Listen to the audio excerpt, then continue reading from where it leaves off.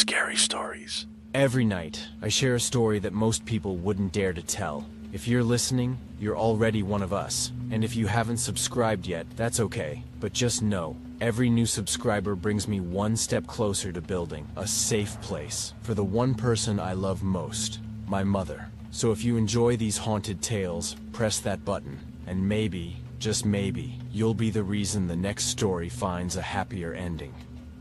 I've spent 20 years peering into the minds of broken people. I've seen trauma crawl behind the eyes like worms beneath glass. But I've never feared what I study.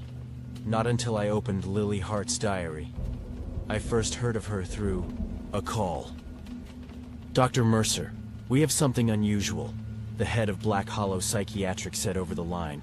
His voice crackled like static through the cheap speaker of my office phone. He didn't sound afraid, but he didn't sound normal either. 17-year-old female. Name: Lily Hart. No prior diagnosis. Murdered her family in one night. Mother, father, younger brother. All stabbed in their sleep. No known motive. No history of violence. The girl hasn't spoken since the event. There's something she left behind. "We'd like your opinion." I should have declined. But I didn't. I met Lily for the first time through glass. She sat in a high-security ward, wrapped in a white hospital gown, her eyes fixed on the corner of the room. Not the door, not me. She didn't blink, didn't move. But her presence felt too loud for silence. "She hasn't reacted to anyone," the orderly whispered beside me. "Not even when we tried ECT prep. She just stares at that wall." I glanced through the thick glass. In the corner of her cell, there was a faint charcoal mark, a circle with 2 lines for eyes, crudely drawn, but hauntingly familiar, though I couldn't say why. They handed me the diary in a sealed evidence bag. It was bound in leather, blackened, stiff, and strangely warm to the touch. The first page had a childlike drawing of a family, but with their faces scribbled out. The next page was empty. And then it began. The diary started simply. Odd observations. "There's something under Mom's bed. It watches me sleep. The TV sometimes talks in the wrong voice. He told me he'd come for them first." The handwriting was erratic, slanted upward like it was crawling toward escape. After a dozen pages, she began drawing the same figure over and over. A tall, faceless man with hollow circles for eyes. Sometimes his body was bent, distorted, like a spider's legs. Other times he stood behind her family members, his hand on their shoulders. I laughed it off at first. The classic shadow person delusion, common in paranoid schizophrenia. But that night, I couldn't sleep. And at precisely 3:11 a.m., I swore I heard scratching behind the walls. My second session observing Lily brought something new. As I stood behind the one-way mirror, I watched her stare into the same corner. But this time, she turned her head, just slightly, and looked straight at me through the glass. I blinked. No one else noticed, but I swear her lips moved. And I swear she mouthed, "He sees you now." The dreams began on the 3rd night. In them, I walked through Lily's home, or what I assumed was her home. Each room was bathed in a yellow, rotten light. The walls pulsed slightly as if breathing. The air felt like damp wool wrapped around my throat. I walked past a hallway mirror and paused. In the reflection, I saw myself, but a younger version. I was wearing clothes I hadn't worn since I was 12. My eyes were wide, fearful, and staring at something behind me. I turned. Nothing. I woke up gasping, my sheets soaked in sweat. The next morning, the diary had moved. I was certain I'd left it on my bookshelf, but it lay open on my kitchen table, turned to a page I hadn't yet read. He likes the ones who look too long. I started taking photographs of each page to track any changes, just to calm myself. But one morning, page 34, which I'd photographed as a picture of Lily's family eating dinner, now showed the same table, but with 3 corpses slumped over it. Their eyes were gouged out. One figure. Lily's. I assumed, and stood behind them, smiling. In the top corner she had written, "This is how he taught me to be free." I checked the photograph from the day before. The image was different. I hadn't noticed until now. But in the background of the old image, standing just outside the kitchen window, was a tall, dark figure, with 2 hollow eyes. Driven by obsession, I pulled Lily's full case file from Black Hollow's records room. Something didn't make sense. No school complaints, no disciplinary reports, straight A student, active in art club, loved by peers. But then I found a red folder, a scanned set of documents from her father's medical history, 20 years ago. He was institutionalized for visual hallucinations, for sleepwalking into the forest at night and claiming something was following him, something tall, with no face, who taught him about his family's secrets. His discharge note: patient believes the madness is hereditary, urged not to have children. I called Dr. Eliza Monroe, an old colleague of mine. She was sharp, pragmatic, the last person to entertain fantasy. When I mentioned Lily's diary, her voice went flat. "You're reading it, aren't you?" "Yes." "Then stop. Burn it. That thing's not a diary, it's a trap." She hung up. I stared at the pages. He likes it when you understand. That's when you start to belong to him. That night I slept with the lights on. And still, I dreamed.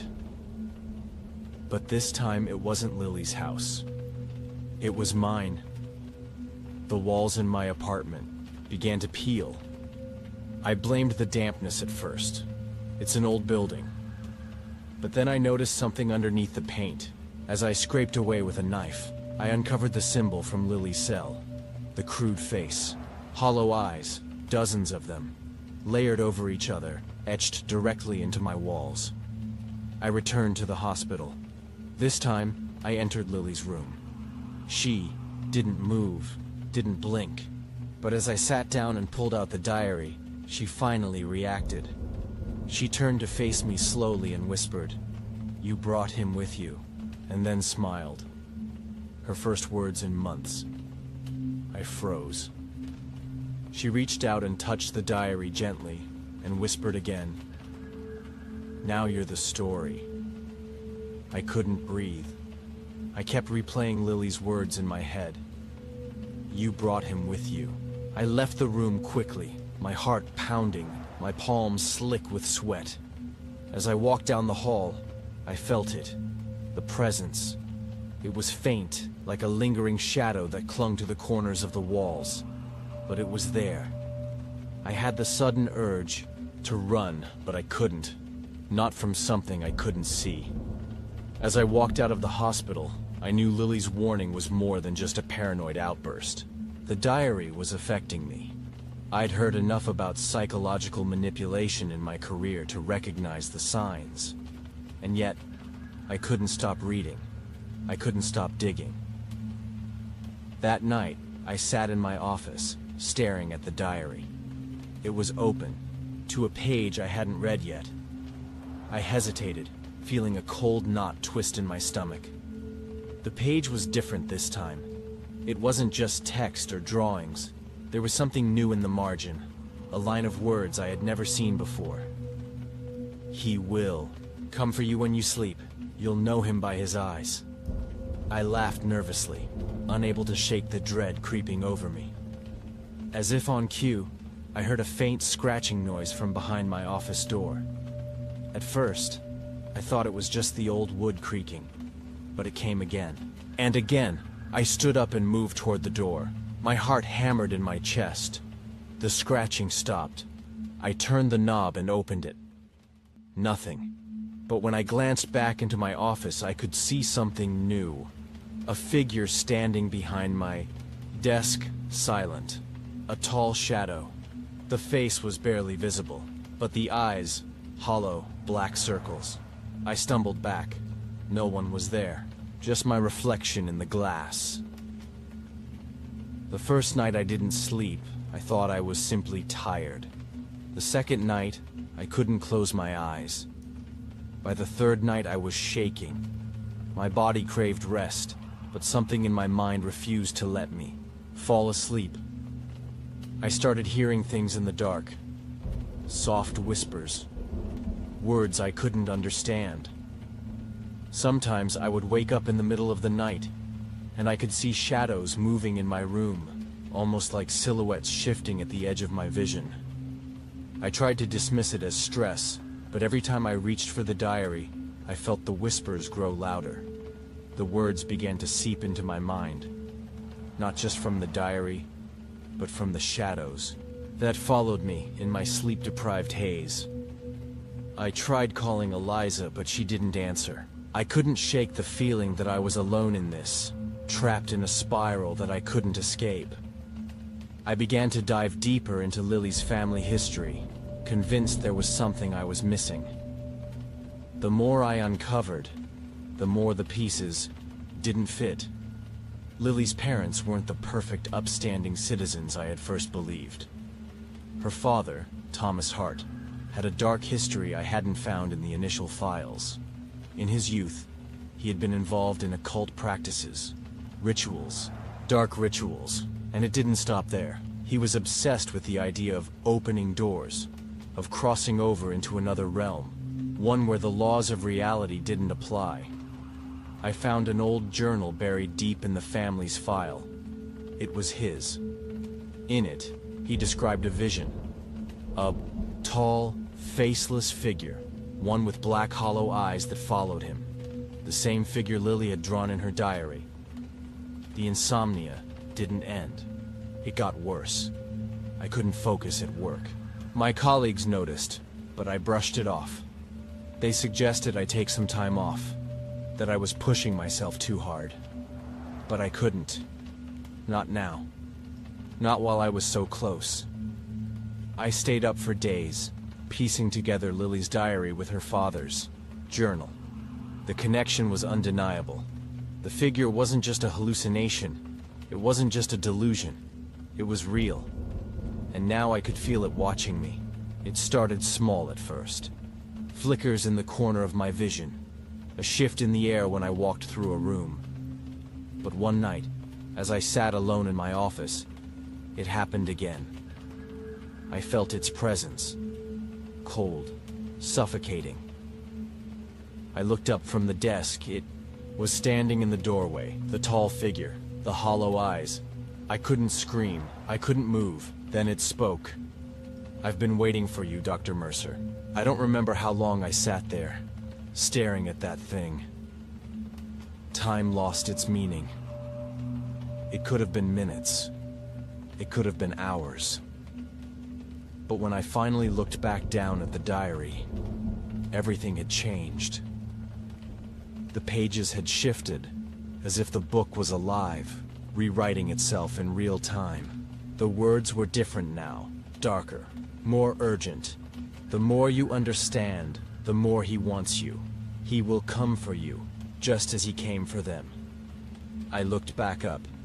The figure was gone. But I wasn't alone. The room had changed. The walls were closing in, the air thick and oppressive. I couldn't escape. I had read too much. I had learned too much. Now it was my turn to be consumed. I thought I could break free. I thought I could stop, but I couldn't. I was in too deep. I was already his. And now, it was too late. I stared into the mirror. I didn't recognize the man looking back at me. The face was mine, but the eyes, those hollow, sunken eyes were no longer my own.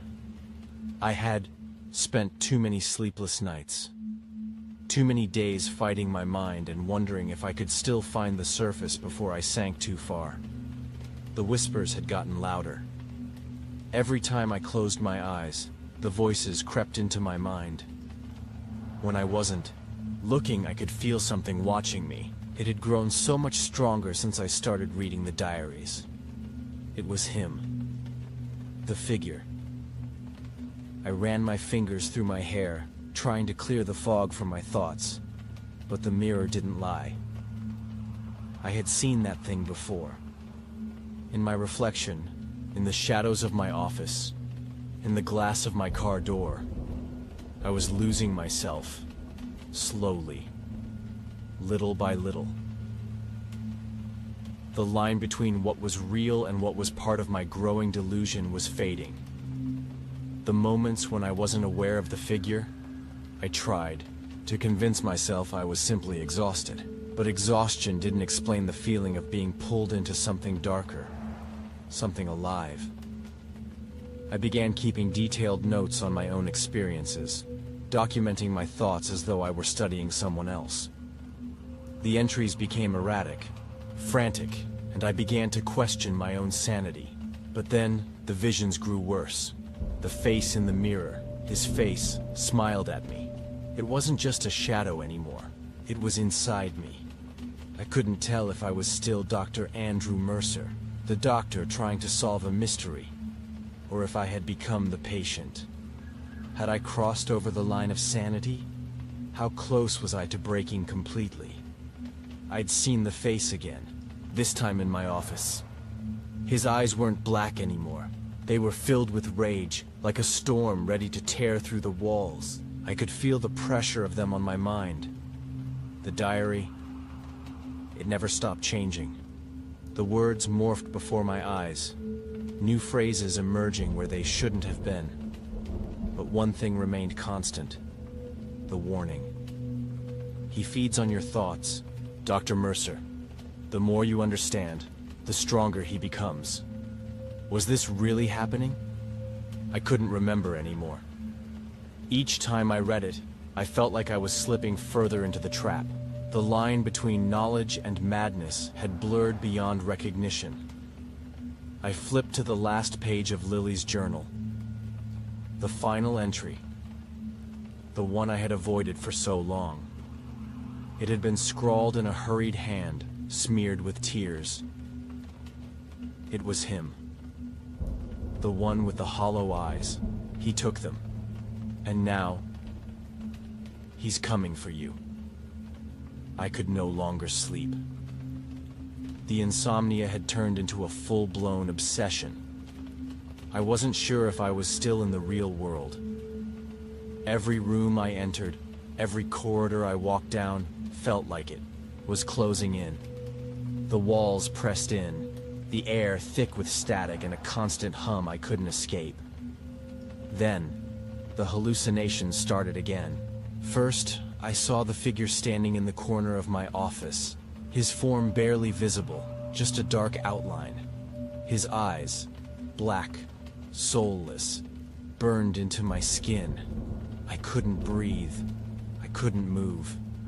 He whispered my name, not in a voice I recognized, in a voice that wasn't mine.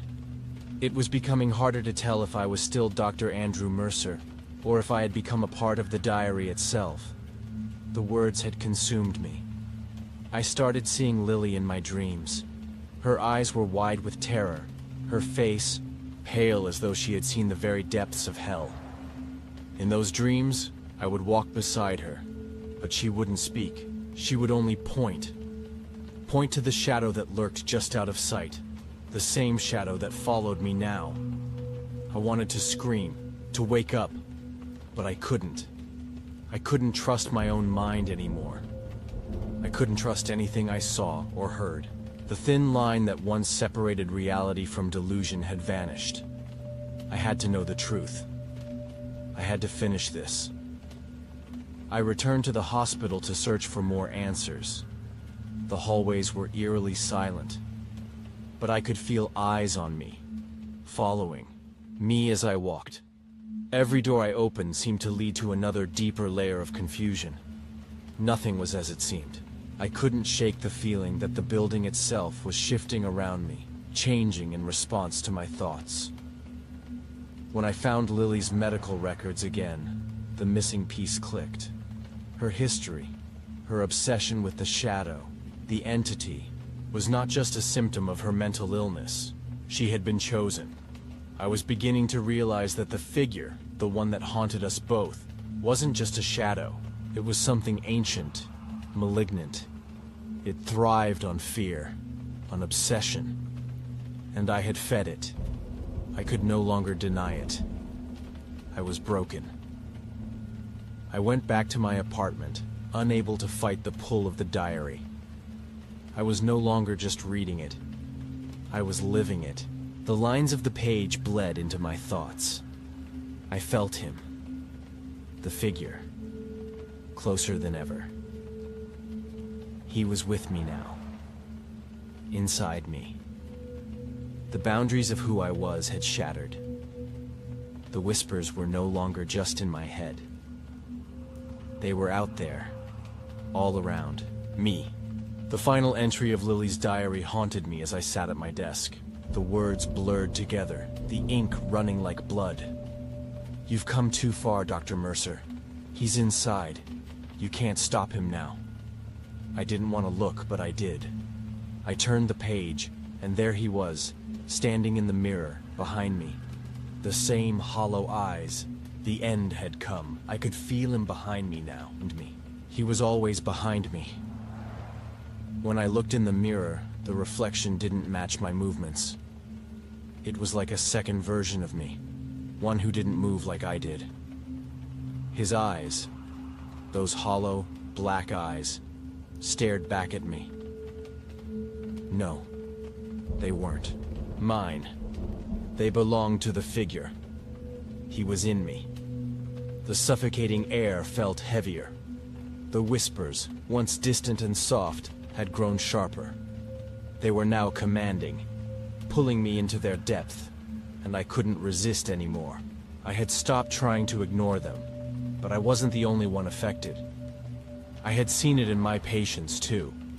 Those who had come to me seeking help were now gone, vanished in one way or another. The insomnia that plagued me had taken root in them as well. The madness was spreading, and it was because of me. Because I had opened the door, I had let him in. The clocks had stopped. I could see them on the walls of my apartment, all frozen at different times.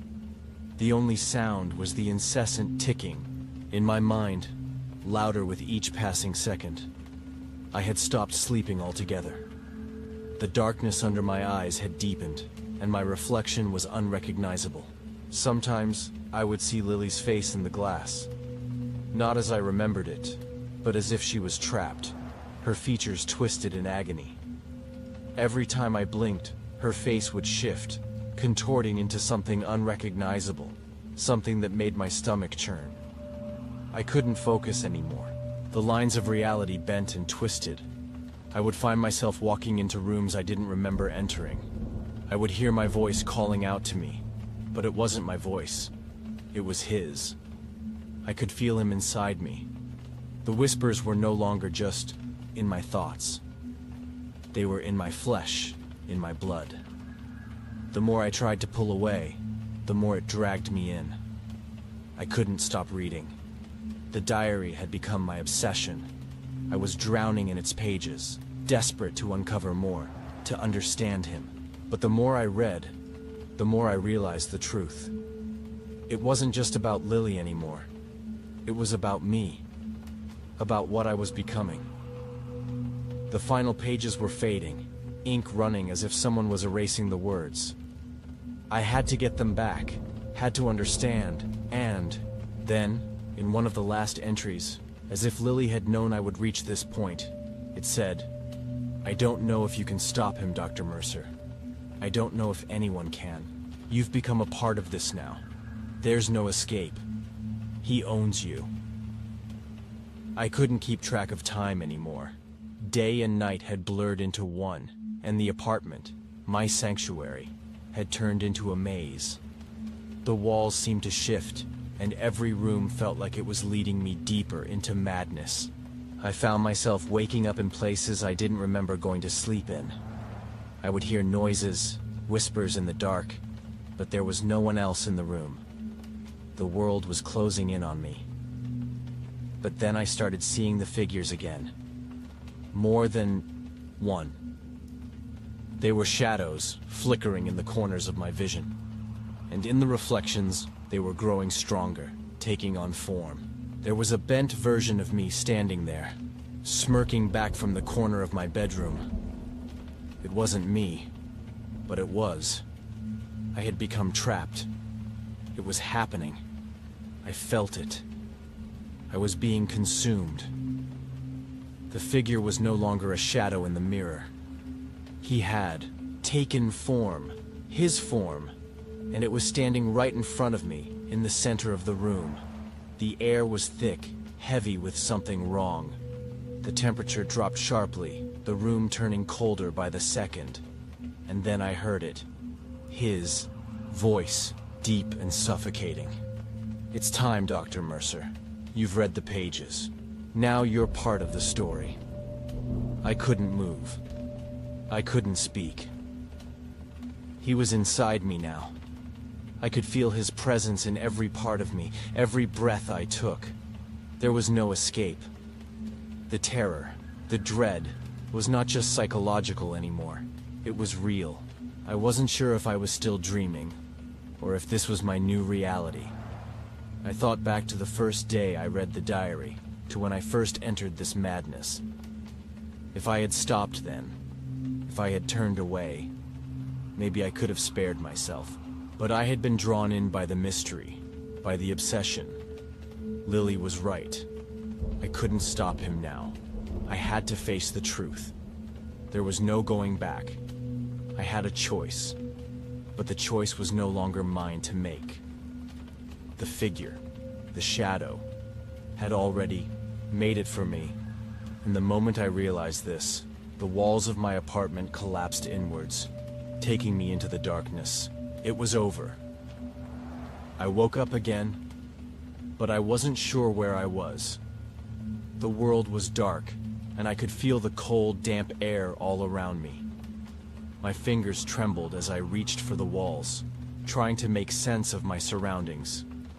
It felt like I was in a place that didn't exist, like I was trapped in some sort of limbo. The figure stood in front of me once again. The coldness in his eyes was now all I could see. I had become part of his world, his domain, where the rules of reality no longer mattered. And in that final moment, I understood. I was him now. I was part of the story. The line between who I had been and who I had become had disappeared completely. I was lost, and I had taken Lily's place. There was no escape. The world around me was broken. Pieces of it floated just out of reach. The fabric of time was no longer constant. There were moments where the past, present, and future collided into one suffocating moment. And then there were times when everything seemed to stretch out into infinity. But the whispers were louder now. They were everywhere. In the creaking of the floorboards, in the tick of the broken clock, in the scratching of the walls as if something was trying to claw its way out. I could hear his voice in the echoes of my mind, growing stronger, forcing his way through. "You're mine, Dr. Mercer. You can never leave." I stumbled through the apartment, my movements sluggish, like I was dragging my body through mud. The air felt heavier with each passing minute. I couldn't think straight anymore. The diary, the cause of all of this, was always within reach. Its words had burned themselves into my brain, leaving burn marks I couldn't escape. Something had shifted. The shadow wasn't just a reflection anymore. It wasn't a voice in my head. He was real. I could feel his presence in the room, right behind me, breathing in the same air I did. I had tried to push him away, to lock him in the corners of my mind, but it was useless. Every time I thought I was free, he would appear again. Lily had been right. The diary was a door. I had opened it, and now it had opened me. I woke up in the middle of the night, drenched in sweat. the darkness swallowing me whole. My body ached. I felt like I was being crushed from the inside out. My pulse was erratic, beating in my ears. The world had started to blur again. And then I saw it. The shadow standing at the foot of my bed. His eyes gleamed in the dark, black as coal, and the words he whispered cut through me like a blade. "You're losing yourself, Andrew. You've lost yourself." I couldn't escape my reflection. The mirror had become a portal to the other side. I would stand in front of it, staring into the abyss, waiting for him to emerge. Every time I looked, he was different, shifting. At first, he was just a shadow, but now, he wore my face. I reached out to touch the glass. It was cold, like ice against my skin. I pulled my hand back quickly, but the figure in the mirror didn't. "You're me. I'm you." The words echoed in my mind, and suddenly I couldn't tell where I ended and where he began. Was he taking over? Or was I just seeing myself for the first time as I really was? It didn't matter anymore, because when I turned away, I could still hear him, still feel him in my bones. I began to lose track of who I was. My memories fractured into pieces. The diary had become my lifeline, but it also trapped me in an endless cycle. I could read the same words over and over, but the meaning was always changing, always shifting. The story of Lily and her descent into madness had become my own. But now, something darker was happening. As I read, I could hear her voice, clearer than ever before. She wasn't just a victim anymore. She was inside me, guiding my every step. I would hear her laughter in the dead of night, soft and eerie, like a whisper brushing against my ear. And then, there were the screams. Not my own, but hers. Echoing through the walls, growing louder, more frantic. She had lost her mind, and so had I. I couldn't sleep. Every time I closed my eyes, I would see his face. The figure. He was always there, watching me from the darkness. His face, my face, was a contorted mask of agony, lips twisted in a grotesque grin. It was as if he were taking control, forcing me to live out the nightmare. I could feel my mind unraveling. The lines between what was real and what wasn't had completely disappeared. I had to stop him. But how? I needed to find a way out. But every path I took only led me deeper into the maze of madness. My hands shook as I wrote in my notebook, trying to make sense of it all. I needed to find the one thing that could stop it. The key to ending it all. The diary was not just a window into her mind. It was a key. And it was not just a story of a girl losing her mind. It was a warning. The shadow was not just some figment of my imagination. He was a manifestation of my own fears, my own guilt, a creation of the darkness I had invited into my life. The more I read, the more I realized that the only way out was to confront him, to face him head on. But the cost would be steep. To do that would mean destroying myself, destroying the version of me that still clung to sanity. I had made my choice. I had to end it. I set out to find him. The shadow, the reflection, the one who had haunted me from the beginning. My hands trembled as I walked through the hallway. The air was thick, suffocating. The walls seemed to pulse with life. And then I found him, standing in the middle of the room. His eyes locked onto mine.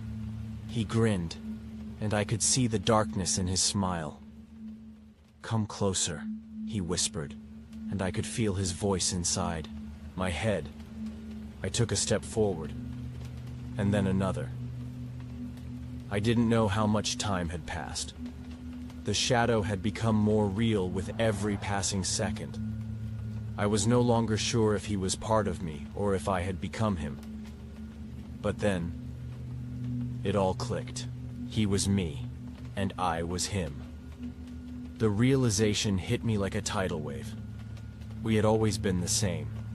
It wasn't a possession, it was a merger. The final battle was not a battle at all. It was the collapse of my mind. I had already lost.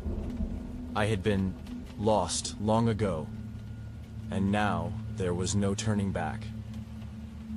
I closed my eyes and whispered the only thing that mattered now. It's done. The shadows devoured me. I had become part of them. The world faded to black. I don't know what happened after. I closed my eyes. The darkness, it swallowed me whole. The walls seemed to pulse with every heartbeat, a rhythm that no longer belonged to me. My thoughts were disjointed, fragmented, and yet I could feel something watching me, something waiting. I wasn't alone.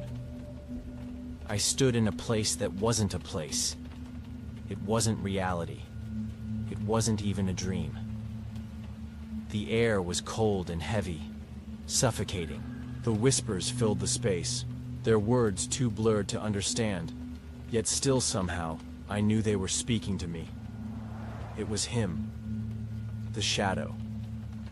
No longer a figment of my imagination, but an embodiment of everything I had become.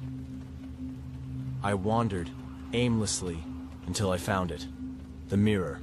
It was cracked, the reflection fractured, but still. It reflected me, but not as I was. In the reflection, I saw myself, yes, but not in the way I remembered. My face was hollow, sunken in. My eyes were darker, colder. The smile that twisted my lips was not my own, yet it felt familiar. I reached out to touch the glass, and as I did, the shadow moved, stepping out from the dark corner. The air grew thick, heavy, pressing down on me like an iron fist. "Do you see it now?" the voice whispered, coming from every corner of the space. "This is who you are," I screamed, but there was no sound. My throat ached with the effort, yet nothing came out. The mirror shattered in front of me, the pieces falling like glass raindrops, each shard reflecting a different version of myself, each one more distorted than the last. I couldn't breathe. The air was thick, as if I was drowning in it. The walls were closing in, the voices growing louder. I turned to run, but I couldn't. I couldn't move. My legs felt as if they were cemented to the floor. I was paralyzed, trapped in this place, with him, with me. "It's too late to run, Andrew," he whispered, his voice now a sickening melody. "You've already lost." The world around me began to melt, the edges blurred. The reflection in the shattered glass twisted and stretched. The lines between the past and present dissolved, and I couldn't tell if I was in the apartment or somewhere else entirely. I tried to focus, to cling to reality, but it was slipping from my fingers, like sand through a clenched fist. I thought of Lily. I thought of the diary. I thought of how this all began. But those thoughts felt distant, foreign, like someone else's memories. Was I still Dr. Andrew Mercer? Or had I become something else entirely? The realization hit me hard. This was never about Lily. This was never about the diary. This was my story. I was the one who had been lost. I was the one who had invited the darkness in. And now, it was all-consuming. I stood at the edge of a cliff. The abyss stretched out before me, endless and yawning, pulling me in. The shadow was standing beside me, his face now identical to mine. "This is your choice," he said. "The end. The beginning. The same. All of it. You can't escape me, Andrew. We are one." I couldn't breathe. My chest tightened. It felt like my heart was about to stop beating. The insomnia had done its work. The confusion had shattered. Me, piece by piece. And now, I was no longer sure where I ended and the shadow began. There was no escape. There was no going back. I closed my eyes, taking in the final breath that would carry me into oblivion. I could feel the abyss pulling me in, and I realized it wasn't the end. It was never the end. This was a cycle, a loop. The shadow leaned in close, his voice now a soft whisper in my ear. You will never escape. Not now. Not ever. We are one, Andrew. Always have been. Always will be. I wanted to scream, to fight back, but I didn't. I couldn't. My mind had already fractured, and now all that was left was the shadow and me. The last thought I had was a whisper in my own voice. I am lost. The apartment was still. The silence was deafening. There were no more whispers, no more echoes, no more madness. Dr. Andrew Mercer's name was no longer in the files. He had become another ghost, another casualty of the darkness he had invited into his life. His office remained untouched, a silent memorial to the man who had once been. But the diary? It was still there, waiting. Its pages turned, as if by some unseen hand, and on the last page, the words had changed once more. You are me, I am you. And, somewhere in the darkness, the cycle would begin again. September 14th, 2020, I got the job. Not just any job, but a caretaker position for an old mansion out in the countryside, near Hollow Moor. To be honest, I'm still not sure why I took it.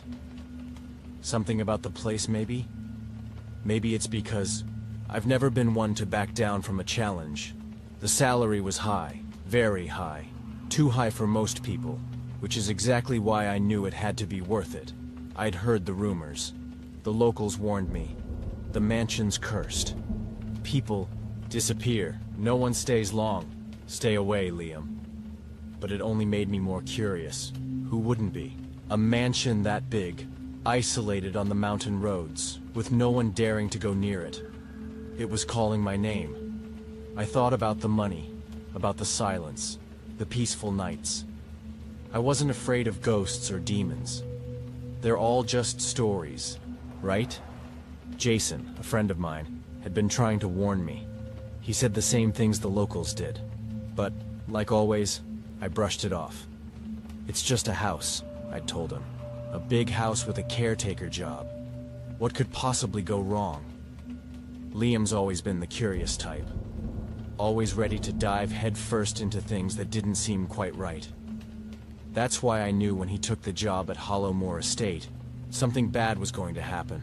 I could feel it. He didn't listen to anyone, especially not me. I remember how excited he was when he first told me about it. He couldn't stop talking about the mansion. The money was good, but there was something more in his voice. Something I couldn't quite put my finger on. He just couldn't shake the feeling that something was off. I told him not to go, but he waved me off. Come on, man. It's just an old mansion. They'd probably just need someone to clean the place. I'm tough. What's the worst that could happen? I told him I'd drive him out there the next day, but he just grinned and said, I'll get a taxi. It's fine. Don't worry about me. That was the last time I saw him. A few weeks later, he sent me a message. It was brief, but enough to make me worry. I got the job. But I'm telling you now, this place is weird. There's something in the basement. I'll tell you more later. No one talks about it. I don't know what it is yet, but it's something. At that point, I thought maybe I was wrong. He was handling it. But deep down, I felt that chill creeping in. The same feeling I got when I heard stories about the house. The Hollow Moor Estate had a reputation. A reputation of missing people, unexplained events, and terrible dark history. But Liam just brushed it off. He was convinced it was all a joke. I arrived at Hollow Moor Estate today. It's an old place, surrounded by thick woods and a very long dirt road leading up to it. There's a heavy silence that seems to weigh down everything. The house itself is imposing. I can see why people might be scared of it. But it's just a house, right? It doesn't matter. The door creaked when I opened it, and it smells faintly of dust and wood rot. There's something ancient about it, but nothing I can't handle. The man who hired me, Mr. Blackwell, is a strange character. He didn't say much, but when he did, it felt like he was watching me, studying me. He handed me the keys, told me where to sleep, and then looked at me for a long moment before he said, "There's a basement here, but don't go near it. I warn you now. The last caretaker who tried ended up, well, you won't see him again." I smiled at him, thinking it was just some weird joke. I'm not scared of basements. I like my job and the pay is good. But something in Mr. Blackwell's eyes made me uneasy. He said something strange, though, right before I closed the door behind me. People disappear here. Sometimes it's better if they do. I'd heard about the basement, too. The people around there, old-timers, used to tell stories about it. They said something happened down there, something terrible. But I didn't think Liam would buy into that. He was a man of logic, not superstition. At least, that's what I thought. A week after he moved in, I got another message from him. It was cryptic and unsettling. I keep hearing things, footsteps, whispers. It's the damn basement.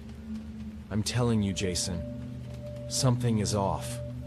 Something is in the walls of this place. I should have told him to come home, but I didn't.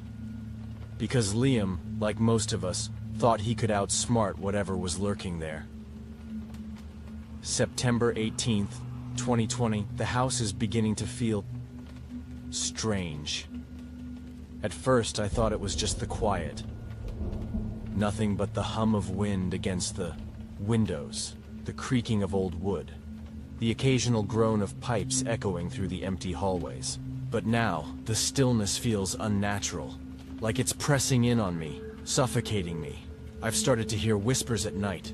At first, I chalked it up to the wind or the house settling, but it's getting worse. The voices, low, hissing, almost like they're calling my name. It's unsettling to say the least. I've tried to ignore it. After all, it's just an old house, right? It's bound to make noise. But the whispers, they feel different. They linger. They have a life of their own. Last night, I woke up to the sound of footsteps in the hall. I sat up in bed, heart pounding, waiting for the noise to stop. It didn't. I went to the door, cautiously, trying not to make a sound. But when I opened it, nothing. Just an empty hallway. I can't shake the feeling that I'm being watched. I knew it. I knew something was wrong. When Liam's messages started getting darker, I could tell he was in over his head. The last one he sent, about the footsteps and whispers, was enough to send a cold shiver down my spine. But it wasn't just the messages, it was the tone. Liam was never one to panic. He was always the level-headed one. But this was different. The way he wrote about it made me think he was losing control. He wasn't acting like himself anymore. I tried calling him, but he never answered. And the more I tried, the more I started to worry. It was like he was disappearing into the house itself. September 20th, 2020, I did it today. I went down to the basement. It's not like I wanted to. But I couldn't shake the feeling. The whispers were louder today, coming from the walls, the air. I've been trying to ignore them, but they're starting to feel real. Not like a dream, but like something tangible, something alive. I couldn't resist anymore. I needed to know what was down there. I don't know why I went in. Maybe I was just curious. or maybe it was something more. But when I stepped down into the basement, a chill washed over me. The air smelled of mildew and decay, and the floor creaked beneath my feet. There were old shelves, dusty and covered in cobwebs. I didn't want to touch anything, but something was pulling me deeper into the room. Then I saw it. A mirror. Old, cracked, and standing at the far end of the room. The glass was foggy, but I could swear I saw something moving in it. I turned away quickly, but as I did, I heard a sound behind me. A scraping noise, like nails on stone. I turned back to the mirror, but it was empty. Just my reflection staring back at me. But there was something about the way it looked back. Something in the reflection that wasn't quite right. It's like the mirror was trying to show me something. Something I wasn't supposed to see. I left the basement after that. I didn't tell Mr. Blackwell. I didn't tell anyone. I'm afraid to go back, but I feel like I have to. There's something I'm missing. It was the mirror. I knew it. The stories about the basement had always mentioned that mirror. They said it was cursed, that whoever looked into it would see things that weren't meant to be seen. It was the last thing Liam ever mentioned to me. I tried to reach him again after that, but no one answered. No one would talk about him. They told me to stop asking questions, that it was too late. I don't know what happened down there, but I can feel it. That thing in the house, the one that pulled Liam in. It was always there, watching, waiting. And now, Liam was part of it. September 22nd, 2020, I haven't been able to sleep for the past few days.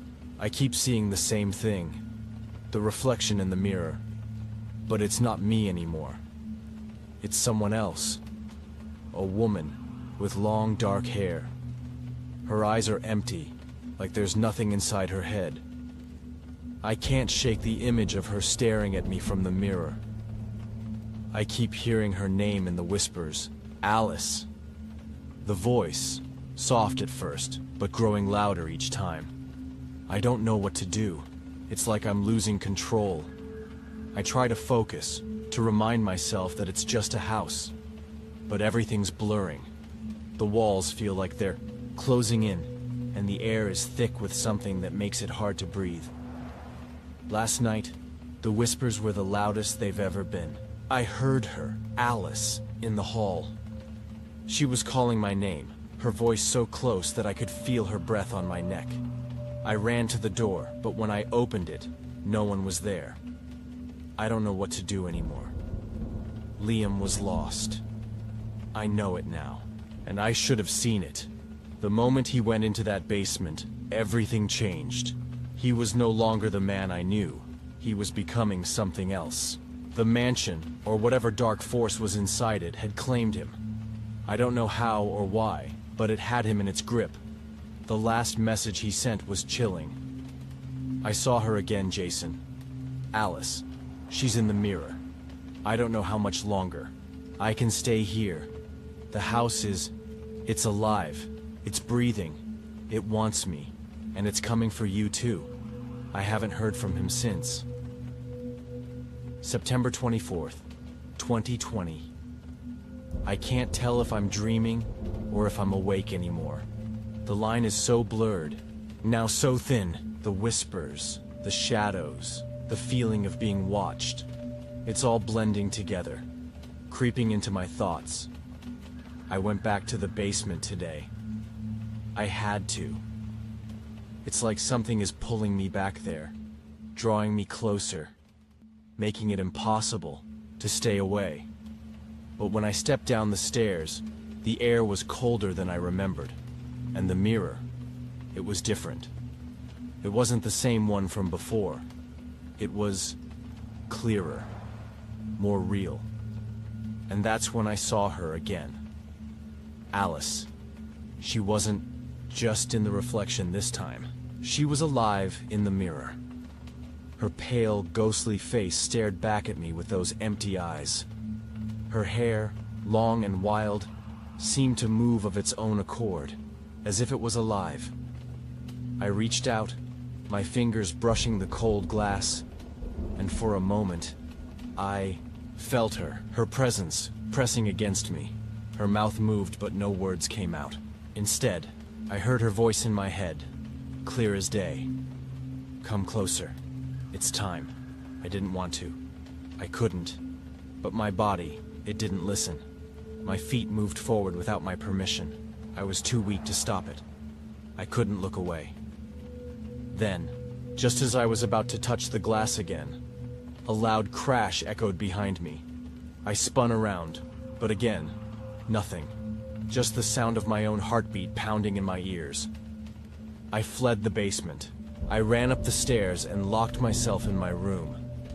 But even now, I can hear her voice. She's still there, in the dark corners of my mind, waiting. I don't think I'll ever be free of her.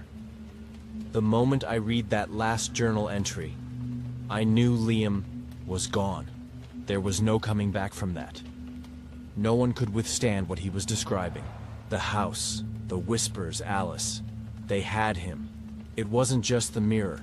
It was everything about that place. Everything that had been calling to him, pulling him in. It wasn't just a haunted house. It was a trap, and Liam had fallen right into it. But I couldn't stop myself from feeling guilty. I should have warned him. I should have listened to the others when they said the mansion was cursed, when they said no one ever stayed there for long. But I couldn't stop myself from going there. I couldn't stop myself from seeking the truth. I had to know what happened to him. September 26th, 2020, I can't leave. I tried to. I packed a bag, convinced myself that I was just imagining everything, that it wasn't real. But as soon as I stepped out the front door, I heard it again. The whispers. Low, soft, almost gentle at first. But then they grew louder, more insistent. "You can't leave, Liam." I ran back inside, slamming the door behind me. I can feel the house's grip tightening, like it's locking me in. I tried to call Mr. Blackwell to tell him I needed to leave, but the phone just buzzed and then went dead. No signal. Nothing. I'm trapped, and Alice, she's getting closer. I see her everywhere now, in the mirrors, in the windows, in the shadows. She's watching me, following me, calling me. I don't know how long I can hold out. I started looking for clues, anything that could explain what had happened to Liam. I dug through old town records, searched for any mention of the mansion, any hint of a dark past. That's when I came across something that sent a chill down my spine. The mansion had a history, all right. There were disappearances, people who had stayed in the house, worked there, and simply vanished. But it wasn't just the disappearances that caught my attention. It was the name, Alice. Apparently, years ago, the mansion had been owned by a woman named Alice Fairfax. She was said to be a recluse, a woman who kept to herself. But after her death, strange things started happening. Whispers, shadows, and disappearances. People said the house was cursed, that Alice's spirit still lingered, trapped in the walls. I didn't want to believe it. I didn't want to think that Liam had fallen victim to the same thing. But it was all too much to ignore. The signs were there. And I had to go back. I had to find out the truth. September 28th, 2021. I think I've lost my mind. I woke up today, but everything felt wrong. I didn't recognize the room. The walls were different. The air was thick and heavy. It was like I was in a place that wasn't quite real, but not quite a dream either. I looked in the mirror. Alice was there again, standing behind me. Her pale hands reached out, brushing against my skin. I tried to move, but I couldn't. It was like I was frozen. She leaned in, her voice a soft whisper in my ear. "You belong to me now." I screamed and turned away. But when I looked back, she was gone. I know she's coming for me. I can feel it. I don't know how much longer I have. The more I dug, the more I realized that the mansion wasn't just a house. It was alive, feeding on the souls of those who stayed there. It consumed them, twisted them, made them part of something far darker than I could understand. I had to go. I couldn't let Liam's death be for nothing. I didn't know what I would find when I entered that house again. But I knew one thing. I had to find Liam. I had to see the truth for myself. September 30th, 2020. I can't breathe. The walls are closing in. The whispers are too loud. They're all around me, and I can't escape. I went to the mirror again, but this time, it wasn't Alice's reflection I saw. It was mine. Or at least, it looked like me. But there was something wrong. My eyes were empty, like I wasn't there. I couldn't look away. I couldn't move. Then the door opened. The footsteps were soft, familiar. But when I looked, there was no one there. I know what I have to do. I have to go into the mirror. That's the only way I'll be free. I found the house, and I found the basement. But when I went inside, the air was cold and thick. I couldn't breathe, couldn't think. All I could hear was the sound of my own footsteps echoing in the dark. And there it was, standing in front of me. The mirror, the same one Liam had described. The glass was clear, almost too clear. But as I reached out, I saw something shift behind me. I didn't want to turn around, but I had to. And when I did, there was no one there. Just the mirror. And then I heard it, the whisper, cold and familiar. Come closer, it's time. October 3rd, 2020. I don't know how much time has passed since I wrote last. It's hard to keep track of days here. The house feels like it's not just part of this world. It's apart from it. Time moves differently. Sometimes I feel like I'm stuck in a loop, trapped in a place that doesn't belong in the real world. I've been hearing noises, whispers from all corners. At night, I can't tell where they're coming from. There's a creak of the floorboards above me, and when I look up, the shadows seem to move.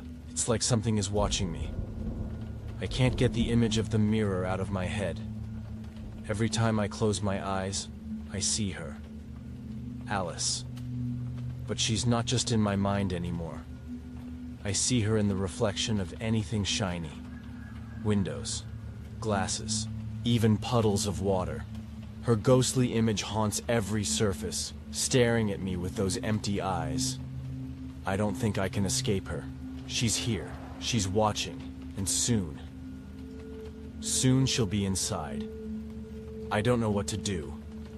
I'm afraid to sleep, afraid to wake, afraid to move. I feel like I'm being suffocated by this place, by her, by whatever's trapped here. I read the last journal entry with a growing sense of dread. Liam had changed. He was no longer the man I had met before. Whatever he had become, it wasn't the same person. The mirror, it had a power over him. Something I still couldn't quite comprehend. Was it Alice's doing? Or was it something darker? I had to see it for myself. I couldn't let the story end like this. Liam had gone missing after this last entry, his whereabouts unknown. But the house, the mansion, it was still standing, still waiting for someone, anyone, to walk into its grasp. October 6th, 2220. I saw her again tonight. Alice. But this time, it was different. I was lying in bed, trying to fall asleep when I heard the soft creaking of the floorboards. The familiar sound, like something was walking just outside my door. I tried to ignore it, to convince myself it was just my imagination. But the more I tried to push it away, the louder the sound became. Then the door opened. I didn't hear footsteps, but the door creaked open as though someone was standing there, just out of view. I didn't want to look, but I couldn't stop myself. Slowly, I turned my head to the door, and there she was. Alice. She was standing at the foot of my bed, her hair wild and unkempt, her eyes hollow and staring directly at me. Her mouth opened, but it wasn't words that came out. It was a low, guttural growl, something that didn't belong to her, something that didn't belong to anyone. I tried to move, to scream, but my body wouldn't listen. I was frozen in place, unable to even blink. Alice stepped forward, and I could feel the cold radiating from her. As she came closer, her fingers, pale, clawed, long, reached out and touched my face. Her skin was freezing, colder than anything I had ever felt before. And when she touched me, it was like an electric shock ran through my body. But it wasn't painful. It was more like I belonged to her now, like I had been claimed. I wanted to scream, but I couldn't. I wanted to fight, but I couldn't. She bent down, her face inches from mine. I could feel her breath, cold and damp against my skin. And then, in a voice that sounded like it came from the depths of hell, she whispered, "You are mine now." That journal entry was the last one Liam ever wrote. I couldn't believe what I was reading. Alice. The mirror. The growl. Whatever was, in that house was not just a ghost. It wasn't just the spirit of some long-dead woman. No, this was something much worse. A creature. A dark entity, feeding on the fear, the souls, the lives of those who dared enter its domain.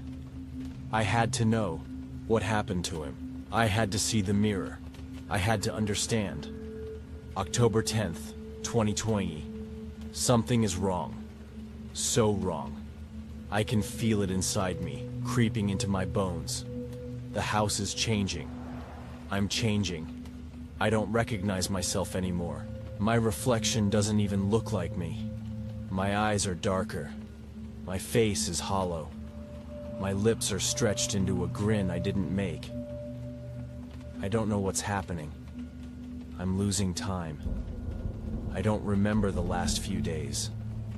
Hours have passed, and I can't recall a single minute. But when I look in the mirror, I see her again. Alice. She's laughing at me. She's taking me. But it's more than just her. There's something else. Something dark. Something watching from behind her. Can feel it in the walls, in the floor. It's everywhere, and it's coming for me. It's coming for all of us. I found the mirror.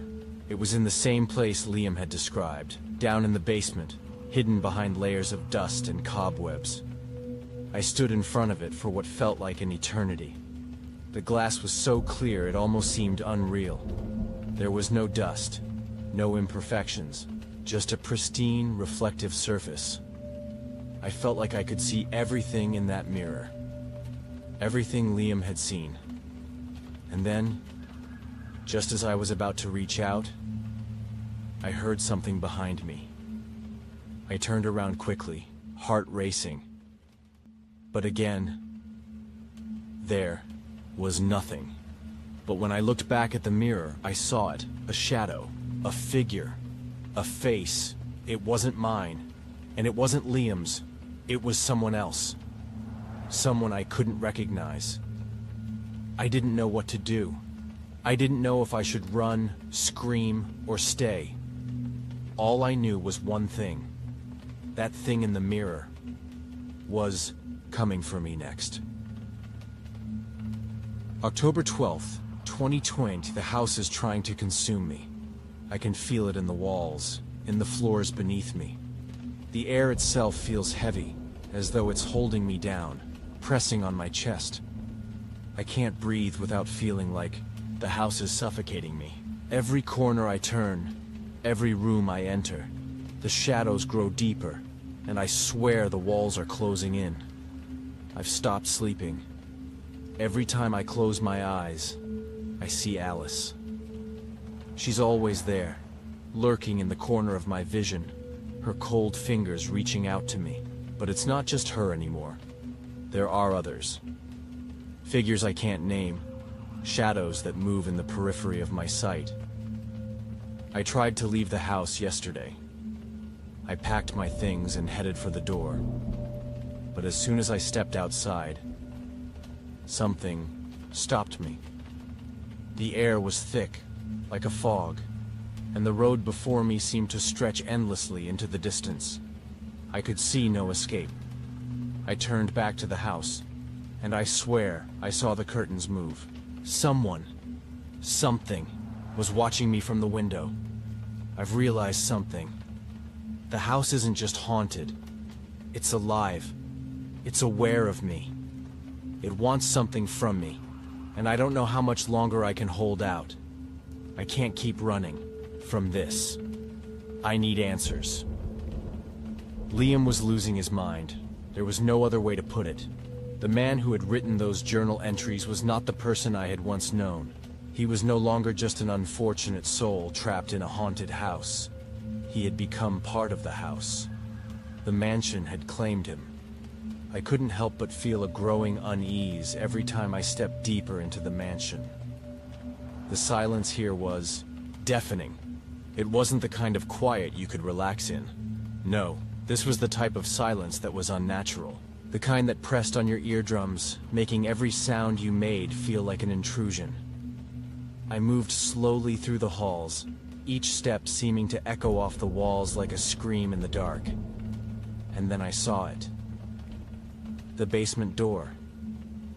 It was slightly ajar, as though waiting for me. I didn't want to go in there. I didn't want to know what lay behind that door. But something, some invisible force, was pushing me toward it. I couldn't stop myself. I needed to see it. I needed to know the truth. I reached for the door handle. But as my fingers brushed against it, the air grew cold. So cold it burned. I pulled my hand back. What was I doing? But before I could rethink it, the door swung open on its own, creaking loudly in the silence. I stepped inside. October 15th, 2020. I think the house is starting to win. I'm not sure when it happened, but I can feel my grip on reality slipping. There are times when I'm not sure if I'm awake or dreaming. It's as if the house itself has become part of my mind, twisting my thoughts, bending them to its will. I don't know how long I've been here anymore. I've stopped marking the days. Time feels irrelevant. The house doesn't follow time. It's its own entity, one that moves in ways that don't make sense to the outside world. The walls pulse at night. The air vibrates with something deep, something ancient. I've heard voices, not just Alice's anymore. I hear them everywhere. Soft whispers in the corners of the rooms, faint murmurs in the hallways, and sometimes even my own name. I don't know if I'm hearing things or if the house is speaking to me. It feels like it's alive. It feels like it's trying to convince me that I belong here. I have to leave. I have to get out before it's too late.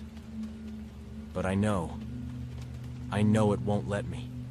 I walked deeper into the basement. The steps were uneven, creaking under my weight. The smell of old wood, damp stone, and something foul, something rotten, grew stronger with each step. The basement felt like it had been forgotten. The air was stale, thick with dust and decay. Cobwebs hung from the ceiling like drapes. And the floor was covered in a fine layer of ash.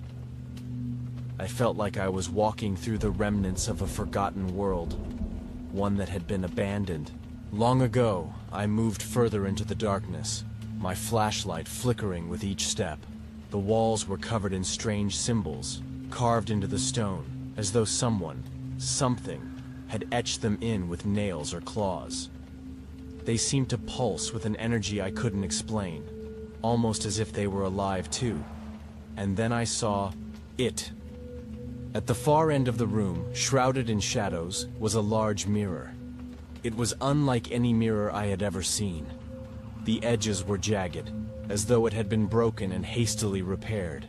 But the glass was pristine, clear, too clear. I approached it cautiously, my breath caught in my throat. The moment I stepped closer, I felt it. The cold. A cold so intense, it felt like the air around me was turning to ice. My hands began to shake as I reached out to touch the glass, my reflection staring back at me. But it wasn't just my reflection. Behind me in the glass, I saw a figure. Alice. Her hollow eyes stared at me through the mirror, her face twisted in a grotesque grin. I stepped back, heart pounding in my chest. The reflection didn't move with me. It stayed there, frozen. But Alice, she was moving. She reached out of the mirror. I stumbled backward, but my feet tripped over something. A body. I turned to look down. It was Liam. He was lying there motionless, his eyes wide open. His mouth was frozen in an expression of terror. And then, I heard her voice. Alice's voice. You shouldn't have come. October 17th, 2020. I feel like I'm losing myself. The house is changing me. I can feel it in my bones, in my soul. I'm not the same person who walked in here. I'm not the same man who came for the job. I've become part of this place. I've become its prisoner. And soon, I will be its next victim. October 20th, 2020, I've made a terrible mistake. A mistake that will cost me everything. It's been days since I last wrote anything down. I've been lost in a haze, trapped in the house's grip. I can't think clearly anymore. The thoughts that run through my mind are not my own. They're the house's thoughts. The whispers have become louder, more insistent. Every corner I turn, I hear them, calling my name. I don't know who they belong to anymore. Are they the voices of the ones who came before me? Are they the spirits of those who tried to escape, only to be consumed by this cursed place? The mirror. It's all tied to the mirror. I can't stop thinking about it. The reflection I saw of Alice, reaching out from the glass, calling me. It's haunting me. I know it's not just a trick of the light or my mind playing tricks on me. It's real. I thought I could leave it alone. I thought I could ignore the feeling that it was pulling me in. But every night, I hear it. The faint whispers calling me closer. I need to find out what it wants from me. I stood frozen, staring at the body of Liam Carter lying before me, his eyes wide open in terror. The reflection of Alice in the mirror behind me was still there, her skeletal form staring at me with a grin that chilled me to my core. The air in the basement felt thick, suffocating. I could hardly breathe. The temperature had dropped drastically, and the shadows seemed to press in from all sides, closing me in. My heart raced as I glanced between the lifeless body of Liam and the mirror. Something was happening here. Something I couldn't explain. The more I looked into the mirror, the more I felt myself drawn to it. I turned to leave, but as I did, a soft sound reached my ears. It was a voice, whispering, "You shouldn't have come." It was Alice's voice again. The very same voice that had haunted Liam's journal entries. The voice that had led him to his fate. I felt a cold chill run down my spine. I knew I was next. Stumbled backward, my breath quick and shallow, but my legs felt like they were turning to jelly. The shadows around me seemed to pulse with energy, the walls closing in, tightening around me. And then I saw it. The mirror had changed. At first, it was just Alice's reflection. But now, something else had appeared. A shadow, dark and twisted, creeping from the edges of the mirror, inching toward me.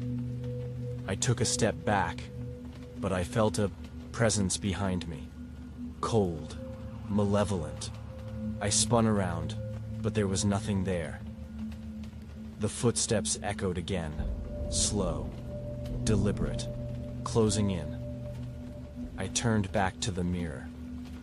Alice was no longer alone. A figure stood beside her, tall, obscured by shadows, but I could make out its glowing eyes. It wasn't human. It couldn't be. I could feel it now, the presence of the demon that had been lurking in the mansion. The very thing that had been pulling the strings all along. Suddenly the shadows in the basement grew thicker. The walls seemed to close in on me. The mirror pulsed, as if alive. I ran. I ran as fast as I could, but the sound of footsteps was always just behind me. October 22, 2020, the house. It won't let me go. I've tried to leave. I've tried so hard. But every time I get close to the door, I feel it. The cold. The pull. It drags me back, and no matter how far I run, I end up right where I started. I can't breathe in here anymore. The walls are suffocating. The whispers are growing louder.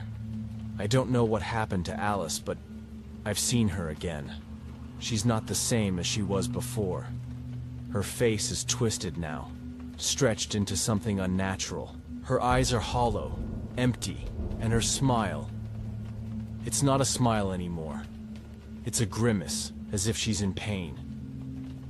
I don't think she's alive. I don't think any of us are anymore. I couldn't get away from the mirror. No matter how hard I tried to shake the feeling, I was always drawn back to it, as if it had some power over me. I knew that it was no longer just a reflection. It was a portal, a window into something far darker. The air in the basement was thick with an unnatural chill, and I couldn't stop the shiver running down my spine. Every inch of my body screamed at me to leave, to run, to get out of that place, but I couldn't. And then, just when I thought I could take no more, I heard it again. The footsteps. Louder this time. Closer. I turned to face the sound, my heart racing, but as I did, the world around me seemed to warp. The walls stretched, the floor shifted beneath my feet, and I felt myself slipping away, as though the house itself was trying to swallow me whole. I ran toward the stairs, stumbling over my feet, but the steps felt endless. They seemed to go on forever, dragging me deeper into the house's heart, into the very core of the darkness that had taken hold of Liam and Alice. I could hear their voices now, echoing through the halls, not just Alice, but others. The spirits of those who had come before me, those who had tried and failed to escape. They were all trapped here, just like me. I don't know how much longer I can hold on. October 25th, 2020. I am no longer alone. The house has brought others here. Spirits. Souls that are lost. Trapped just like I am. And they're not friendly. They whisper in my ear. Their voices soft, cruel. They beg me to join them. They want me to stay. But I won't. I can't. I can feel myself slipping. The darkness is swallowing me whole. November 2nd, 2020. I don't know what's real anymore. The house has twisted everything. The days blur together, one melting into the next. The voices, they never stop. At night, they come closer. Their whispers, so clear that it's as if they're standing right next to me. And yet when I turn, no one is there. The worst part is the mirror. It keeps calling me, I'm drawn to it, even though I know it's not safe. The reflection is changing, growing darker.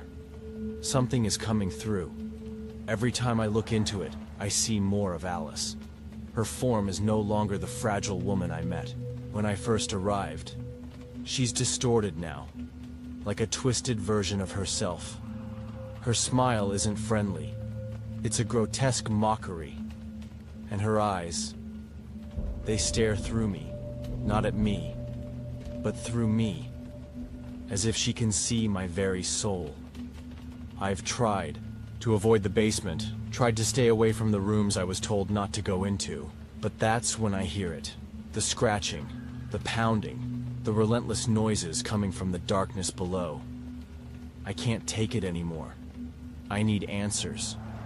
I need to know the truth about what happened here. The house felt alive.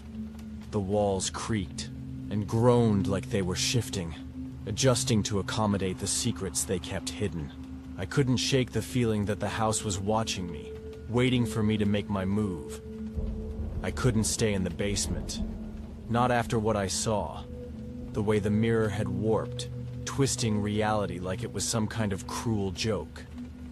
Every time I looked into it, the reflection seemed to change, growing darker, more violent. It was as if something, or someone, was trying to break free from its confines. I needed answers. But where could I find them? The house didn't exactly seem welcoming. I decided to start searching through the rest of the mansion. I hadn't explored the entire place yet. There were rooms I hadn't dared enter, but curiosity was getting the better of me. The mansion had a life of its own. The more I walked through the halls, the more it felt like I was sinking deeper into something ancient and wrong. Every room seemed to have a dark history, its walls stained with secrets that no one was meant to know. I found a door at the far end of the hallway. It was ajar, and through the small crack, I could see a dim light flickering inside. I hesitated. Something told me to turn back, but my feet moved on their own. As I stepped inside, I was greeted by a library, old, dusty, and forgotten. The bookshelves lined the walls, filled with yellowed pages and worn leather covers. There were books on every subject imaginable, from philosophy to art, but there was something eerie about them, something unsettling. I walked past the shelves, my fingers brushing against the spines of the books. I had to find something, anything, that would explain what was going on here. In the far corner, I found a desk with a large, ornate book sitting on it. It was covered in dust, but as I reached for it, I felt a chill run down my spine. The moment my fingers made contact with the cover, a loud crash echoed through the mansion. I spun around, but no one was there. It was as if the house had just shifted, rearranging itself to keep me in its grip. I opened the book, flipping through the pages. At first, the words didn't make sense, but then I saw something that caught my eye. Something about a curse, about spirits trapped in the house, their souls bound to the mansion forever. There were drawings too, sketches of figures that resembled Alice, twisted and deformed. And then I found the worst part, the part that made my stomach twist in fear. The demon. It was described in detail, its origins, its power, its thirst for destruction. The mansion had been built upon an ancient burial ground, a place where dark rituals were performed long before anyone set foot here. The demon had been summoned, and the house had become its prison, a place where it fed off the souls of the living, trapping them in its walls for eternity. I slammed the book shut. I felt sick to my stomach. I was standing in the very heart of the demon's prison. November 4th, 2020. I found it. I found the truth. There's something in this house. Something that has been here long before I ever arrived. Something dark. I've seen it in the shadows, moving, waiting. I don't know what I was expecting, but it's worse than I ever imagined. The curse on this house. It's real. The demon is real. It's not just the spirits that haunt this place. The demon feeds on them, consumes them, trapping their souls in the mirror, in the walls, in the very air I breathe. I tried to leave, but every time I approach the door, the house pulls me back. It won't let me go. And now, I see Alice for what she truly is, a prisoner, just like me. She's not the woman I thought she was. She's not human anymore. She's a vessel for the demon's power, its puppet. I've tried to warn the others, but it's too late. I am too late. The demon will have its way. I couldn't believe what I had just read. The demon, the one Liam had warned me about, was real. And now, it seemed to be targeting me. I could feel its presence, like a weight pressing on my chest, suffocating me. I had to leave, but I couldn't. The mansion wouldn't let me. I heard footsteps behind me again, slow, deliberate. I spun around, expecting to see something, but there was nothing. The house was playing with me. I turned back to the desk, my hands shaking. The book was still open, its pages flicking in the wind that wasn't there. I slammed it shut and turned to run, but the door slammed shut in front of me, and the room grew darker. The whispers were back. November 5th, 2020. The house is closing in on me. It knows I know too much. It knows that I'm trying to escape, but there is no escaping now. I've seen the mirror again. It's different this time. The reflection is no longer just Alice. It's me. I'm trapped inside the glass. November 6th, 2020. I have made a terrible mistake. Last night, I saw the reflection of the demon in the mirror. It was no longer a blur of shadows. It was solid, real, standing right in front of me. Its eyes burned with a hatred I could feel deep within my bones. I tried to look away, to run, but my feet wouldn't move. My body was frozen, caught in the mirror's grip. It smiled, and I heard the laughter echoing in my mind, a voice that wasn't human. It was a mockery of everything that had ever lived. I'm not alone anymore. The darkness was closing in. I could feel the house shifting around me. It wasn't the normal creaks of an old building. This was different. It felt like the walls were alive, pulsating with an unnatural rhythm. A heartbeat that resonated deep inside me. I tried to escape again, but the door refused to open. No matter how hard I pushed, it wouldn't budge. The mansion was alive, and it was playing a sick game with me. I couldn't stop thinking about the mirror. The reflection of Alice had been unsettling, but that wasn't the worst part. What scared me was what I saw after her. The demon. Its form was taller than any man, its skin a sickly pale white. The air grew cold whenever it moved. I saw its eyes, like burning coals, and I knew deep down that it had been waiting for me. It was waiting for all of us. I had to know more. I had to understand what was happening in this place. Liam's journal was all I had left. His words were haunting, but they gave me something to hold on to, some shred of hope. There had to be a way to destroy the demon, to end this nightmare. November 7th, 2020, I can hear it now. It's whispers. They come from every corner of the house, from the floor beneath me, from the walls around me. They are calling to me, urging me to give in. I've tried to leave, but I can't. No matter what I do, I end up in the same place. The hallway where the door to the basement stands. The door I was never supposed to open. I opened it. I should never have opened it. The house was beginning to drive me mad. I could hear the whispers too now, creeping into my thoughts. They were calling me, coaxing me to listen, to follow them into the dark corners of the mansion where I was never supposed to go. I couldn't stop myself.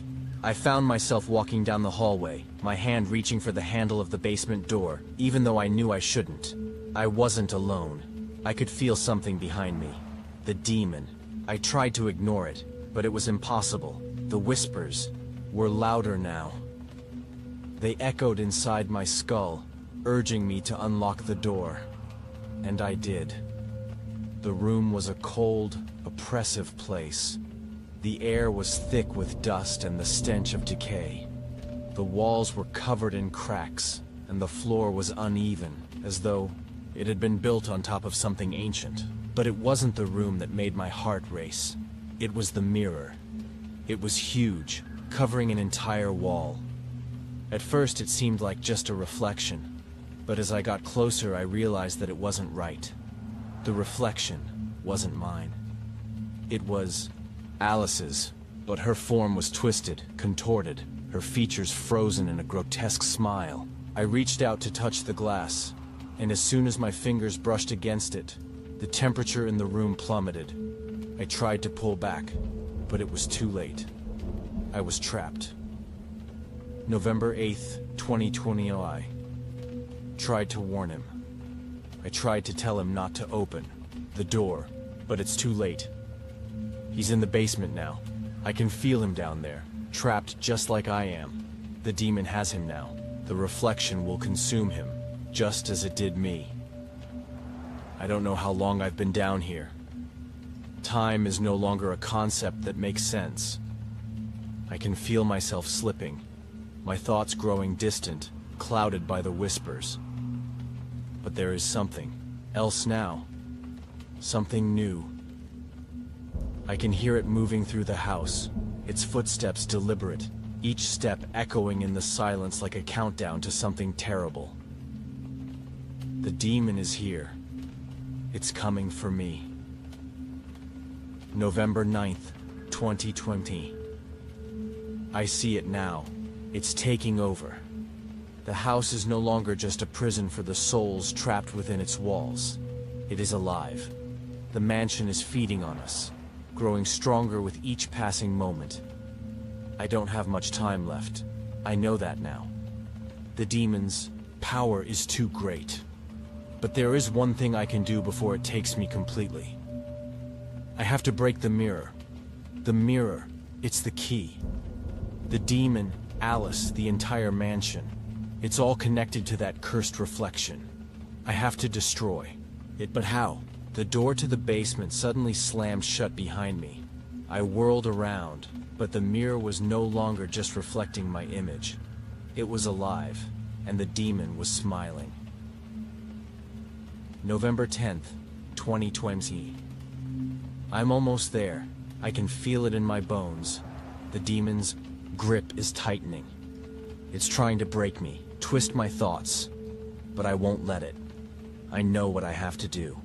I've seen the signs, the broken mirrors, the way the shadows shift. The house is alive. It feeds on fear, on those who dare to enter its depths. But the mirror, it holds the answer. It is the portal. The reflection is not just a mere image. It is a door to hell.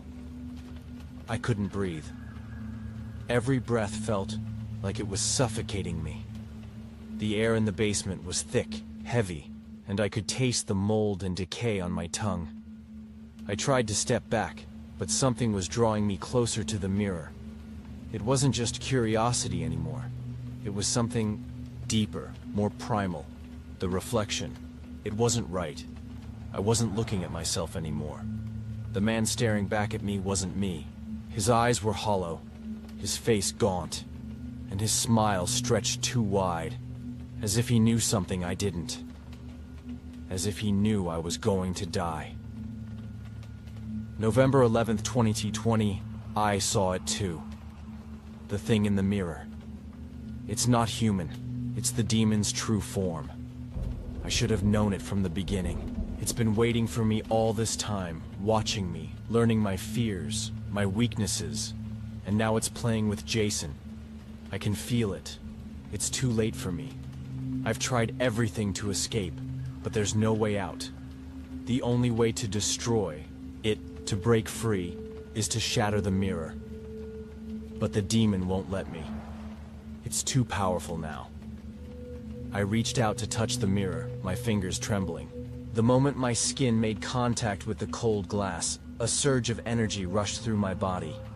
I saw flashes, visions of faces, people who had once lived here, their bodies twisted in agony, their souls trapped in the reflection.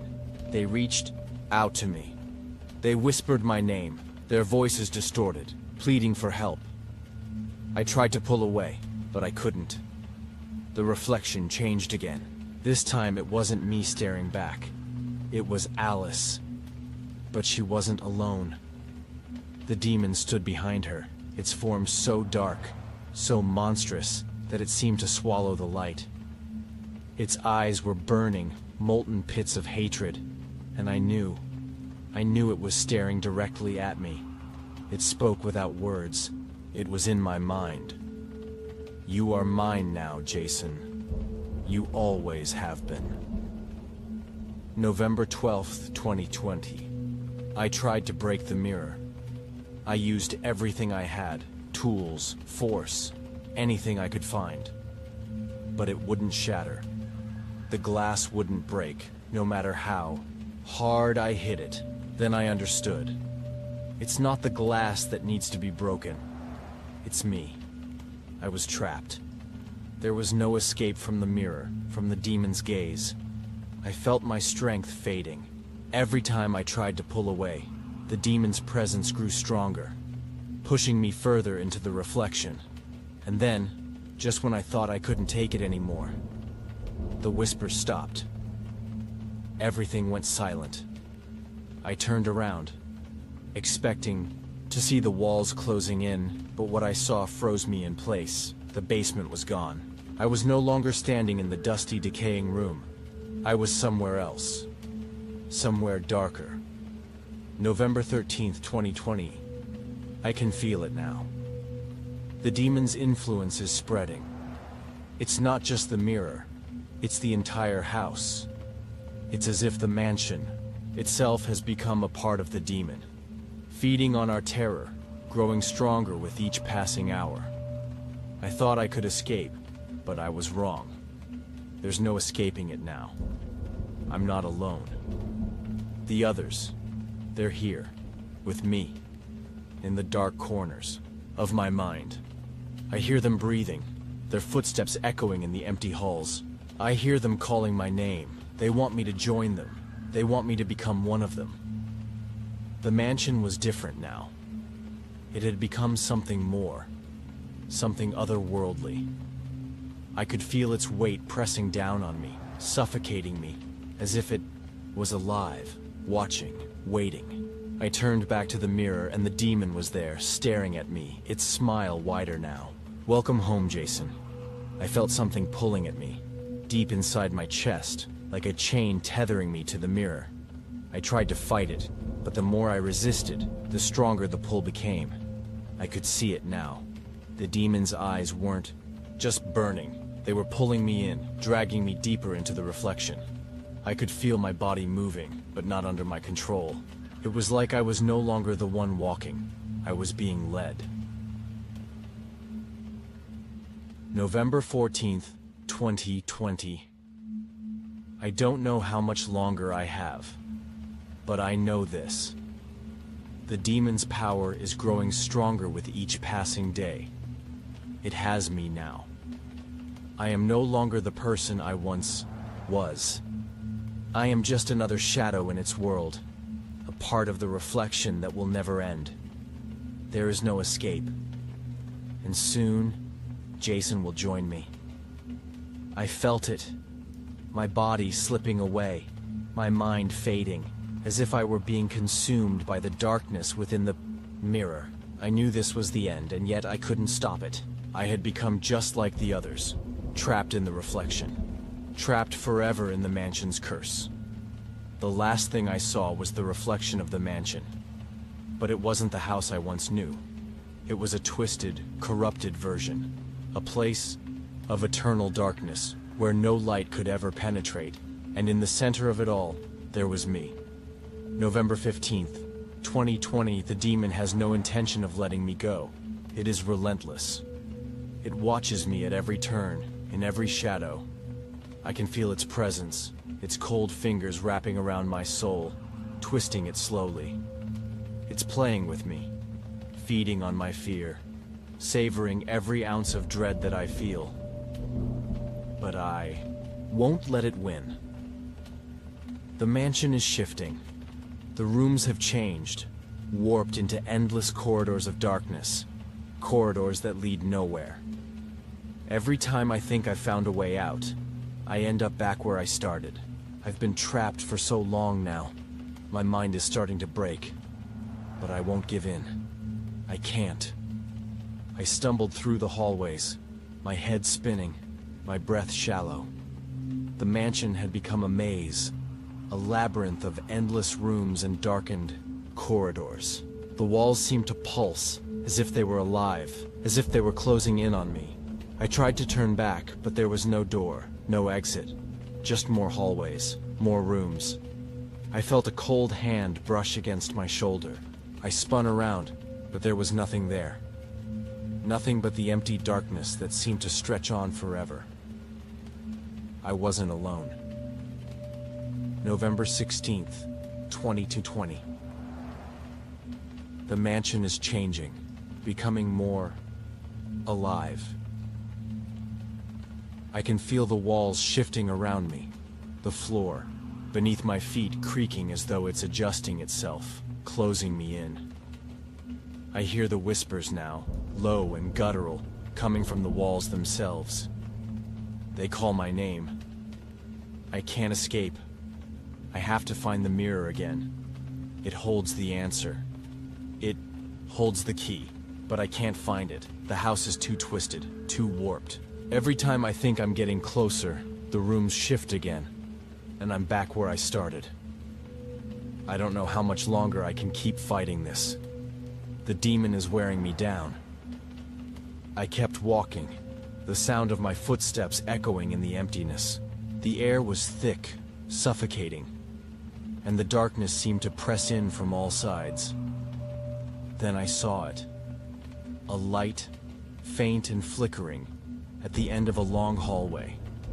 I rushed toward it, desperate for anything that might lead me out. As I got closer, the light grew stronger, but so did the noise. A deep, guttural growl vibrated through the walls, shaking the floor beneath my feet. The light flickered out. The growl grew louder, and then I saw it. A figure, tall, dark, and hunched over. Its back was bent, its arms too long, dragging along the floor. Its face was hidden in shadow, but I could feel its eyes on me, burning into me, pulling me closer. I froze. It reached out with one long skeletal arm, and I could feel its fingers grazing my skin. The touch was cold, like ice. It was the demon. I knew it. "You can never escape," it whispered, its voice like nails on a chalkboard. "You are mine." November 17th, 2020. I'm starting to lose track of time. Days, hours, they all blur together in this place. The house, the demon, it's all consuming me. I hear them now, the others, people who came before me. They whisper from the walls, from the shadows, from the corners of my mind. Their voices are a chorus of agony, a chorus that calls out for help, but no one answers. I can feel the end coming. The demon is closer than ever. It won't be long before I am nothing but a whisper in the darkness. I ran. I didn't think. I didn't hesitate. I just ran, as fast as I could, down the endless hallways, through the twisting corridors that seemed to stretch on forever. Behind me, I could hear the demon's footsteps, slow at first, but they were gaining on me. Every time I turned a corner, I expected to see its twisted face, but there was nothing. Just more dark, oppressive hallways. I was lost. And then, the floor beneath me cracked open. I screamed as I fell, the air rushing past me, the darkness swallowing me whole. November 18th, 2020, I've fallen. The house has claimed me. The demon's hold on me is complete. I don't know where I am anymore. I thought I saw Jason, but it wasn't him. It was just his reflection. His shattered face staring back at me from the broken mirrors scattered throughout the house. The mirrors are everywhere. They are the only thing left of the people who have come before me. They are trapped in the glass, their souls forever imprisoned, and soon I will join them. I don't know how long I've been falling. It feels like hours, maybe days. My body aches, and I feel weightless, like I'm drifting through an endless void. Then I landed. The impact was hard, but somehow I didn't feel the pain. I just lay there, stunned, trying to catch my breath, when I realized something. I wasn't alone. I looked up to find myself in a room, one that seemed strangely familiar. The walls were lined with mirrors, each one reflecting my terrified face. And then, from the corner of the room, I saw a figure. It was Alice. Her eyes were empty, hollow, and her lips were twisted into a smile that didn't reach her eyes. Jason, you've come home. November 19th, 2020. This is the end. The demon has taken everything from me. My body, my soul, my very mind. It has won. But I will not be its slave. I will shatter the mirrors. The room began to spin, the mirrors distorting and warping around me. The reflections twisted and contorted, showing not just me, but the others, the lost souls trapped in this hellish house. Alice stepped closer, her smile widening. You're going to stay with us forever, Jason. And as her fingers brushed my face, I knew it was too late. November 20th, 2020. The mirrors. They don't lie. They show what we refuse to see. I've seen it now, clearly. The demon doesn't just kill. It traps. It doesn't claim the body. It takes the soul. I saw Jason in the reflection. It wasn't him anymore, though. The fear had been drained from him, replaced with the same hollow emptiness that consumed the others. The demon had gotten to him, just as it did to me. We're all connected now, trapped in the same cycle, the same cursed place. There's no escape from the mirror. The house won't let us go. I am lost. The room was suffocating, thick with an oppressive presence. Alice's smile stretched wider, almost inhuman. Her voice was a low whisper, like a chant. You're going to stay here just like the others. Forever. Her words crawled under my skin, seeping into my bones. I tried to look away from her, but my gaze was pulled to the mirrors. I couldn't stop looking. In the reflections, I saw faces, familiar ones, frozen in terror. Faces of people who once walked through these halls. Faces of caretakers like me.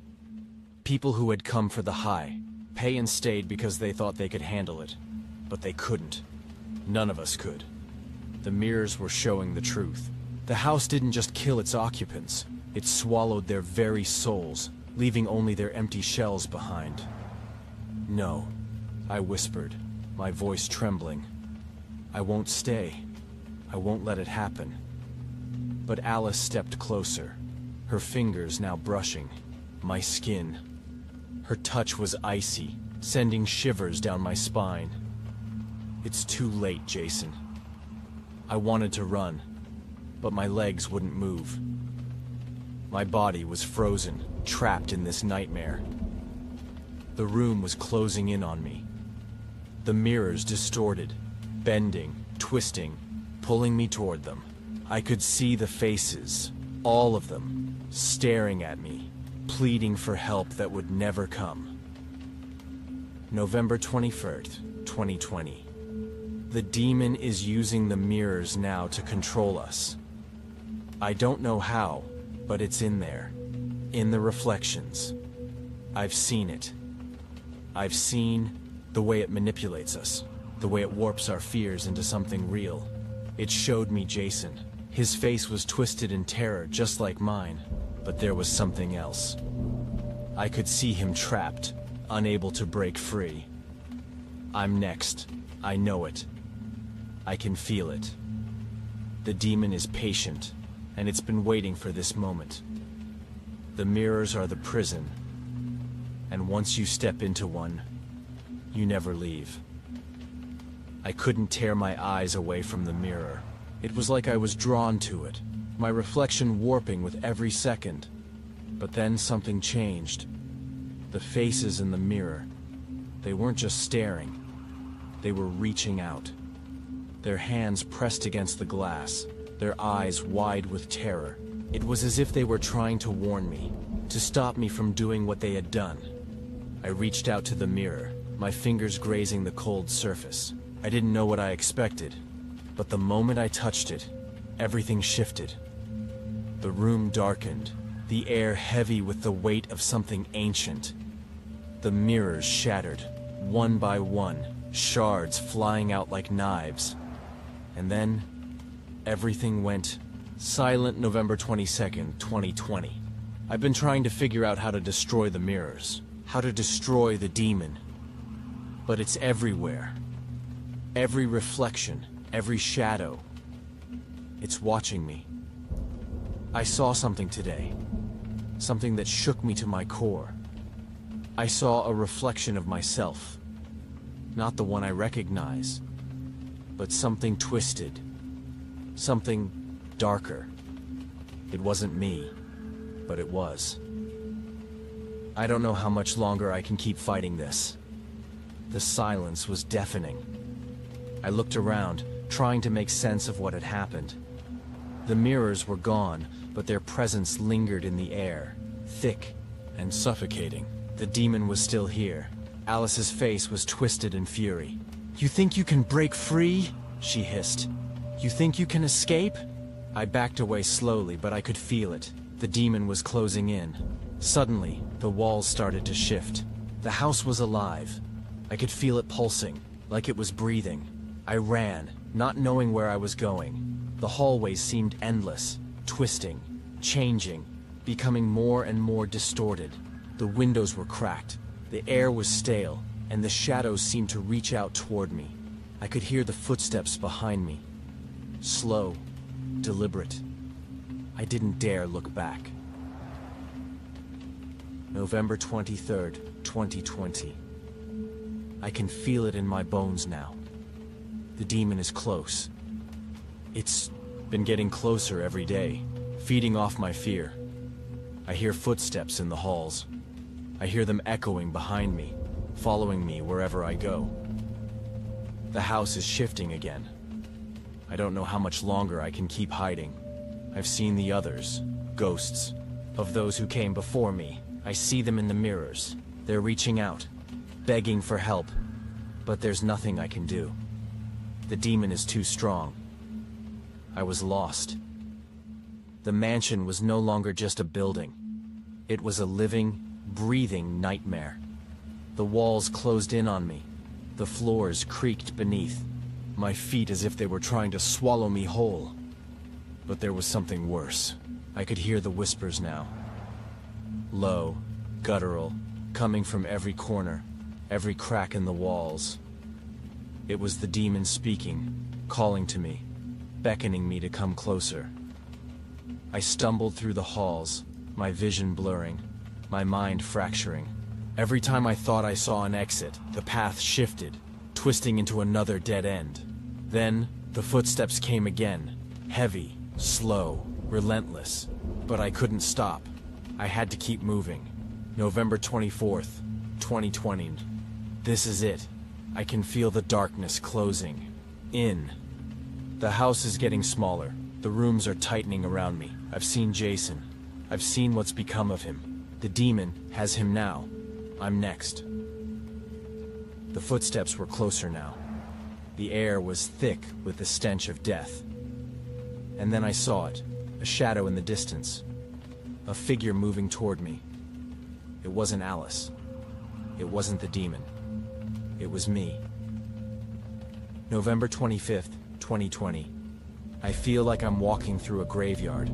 Every step I take, I'm surrounded by the remnants of those who came before me.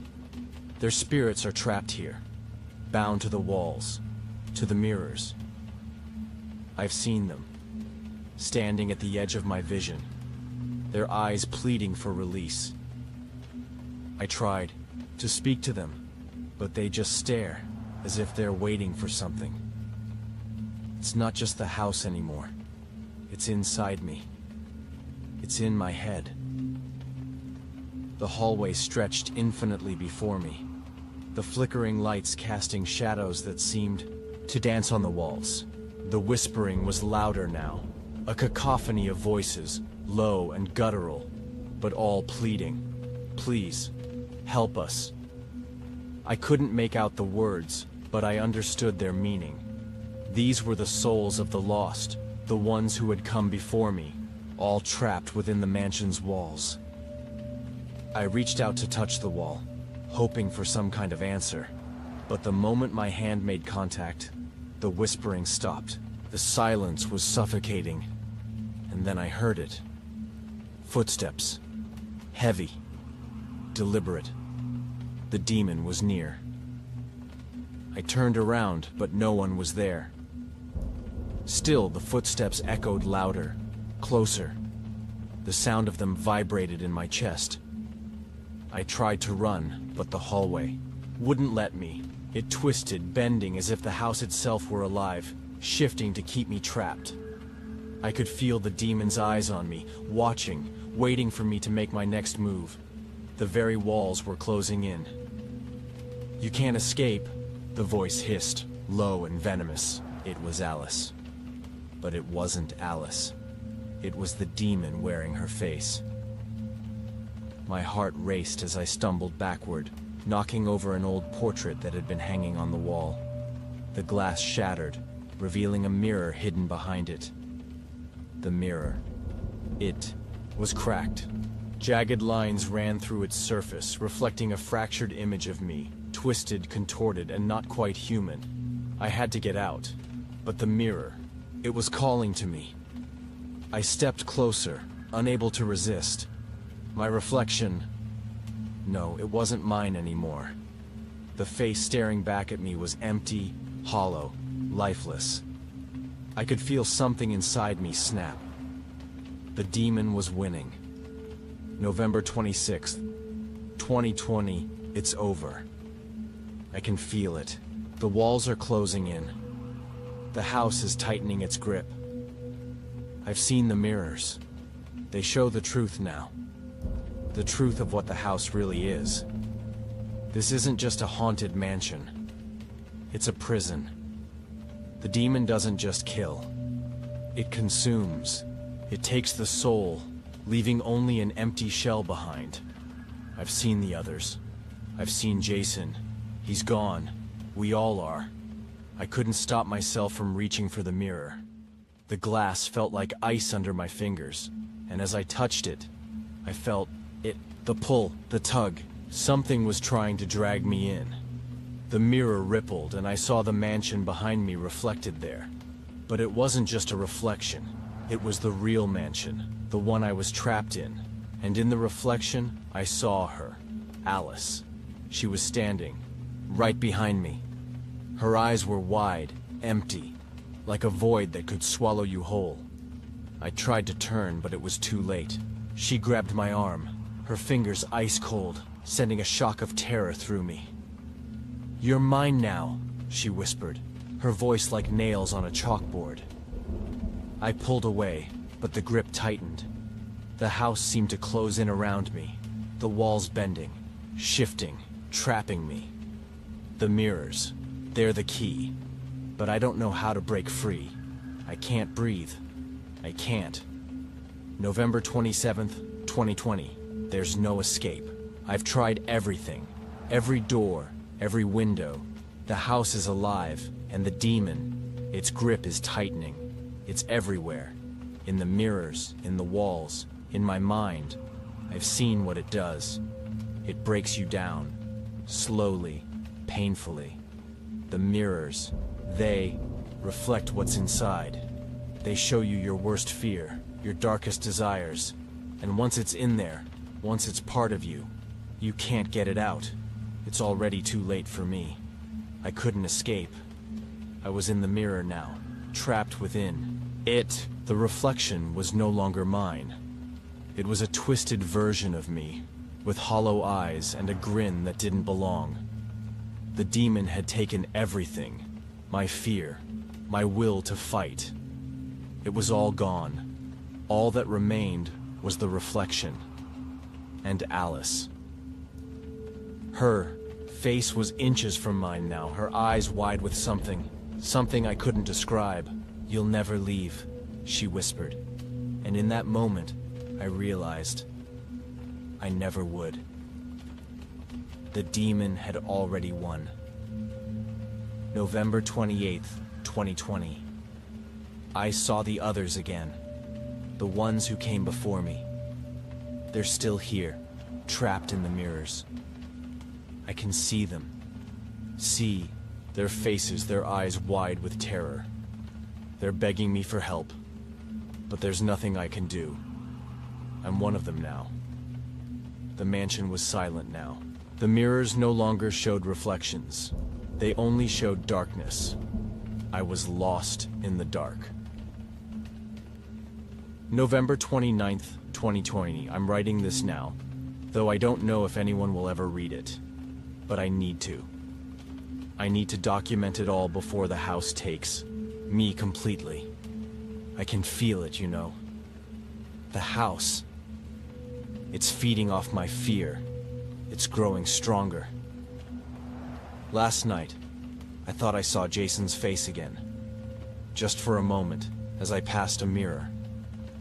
His eyes were wide open. His mouth moved, but no sound came out. I think he was trying to warn me, but I couldn't hear him. The silence is suffocating. The darkness was all-encompassing, thick and suffocating. My limbs felt heavy, as though they were being dragged through thick mud. The reflection, the broken image of myself, was gone. It was just a void now, swallowing everything in its path.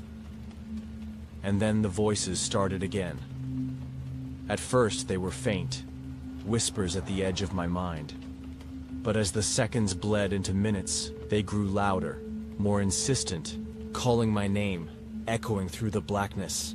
I wanted to cover my ears, to shut them out, but they wouldn't stop.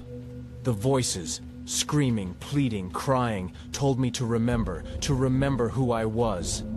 Jason, you have to fight. Jason, look into the mirrors. It wasn't Alice. It wasn't the demon. It was the others. The souls trapped here, just like me. I felt the coldness first, the chill of the air on my skin. Then the shadows, thick like smoke, swirled around me. I couldn't see anything clearly, just the outlines of shapes moving in the dark. And then, I saw her. Alice. Her face appeared in the mist, her eyes glowing with a deep, unnatural light. She was standing in front of me, her lips twisted in a grin that made my stomach churn. Jason, don't you want to see the truth? She purred, her voice like velvet, but laced with venom. I couldn't speak. I couldn't move. The air felt heavy, oppressive, crushing the breath from my chest. You are mine now, and you'll never escape. Her words wrapped around me like chains, pulling me closer. I tried to push away, to break free, but I couldn't. Her smile grew wider. Look into the mirrors, Jason. See the real you. And just like that, the darkness dissolved, revealing the mansion once again. The mirrors. Oh, the mirrors. They were everywhere. In every room, in every corner, reflecting a version of me that I didn't recognize. I walked slowly towards one, my reflection rippling as if it were alive. I reached out a hand, and the moment my fingers touched the glass, my reflection began to move on its own, It grinned at me, a malevolent, twisted version of myself. "You can never leave," it whispered. "You are already here, trapped like the rest." And that's when I realized, this place, this house, it doesn't just trap your body, it traps your soul. I am already dead. We all are. November 30th, 2020. I haven't heard Jason's voice in days. I wonder if he's still alive, or if he's like the others, lost in the mirrors, forever. I can't keep track of time anymore. The house has no windows, no clocks, no way to tell the difference between night and day. The air is always stale, thick with the scent of mold and decay. I'm starting to see things. Things I shouldn't be able to see. Shadows moving in the corners of my eyes. Figures standing in doorways when no one is there. I swear, sometimes I can hear Jason's voice, but it's not from the mirror. It's from behind the walls, faint and distorted. I think the house is starting to know I'm here. I think it's watching me. I can hear them now. The whispers, the voices. They're everywhere. Inside my head. In the walls. I tried to escape. Tried to run. But there's nowhere to go. I keep running into the same rooms, the same hallways.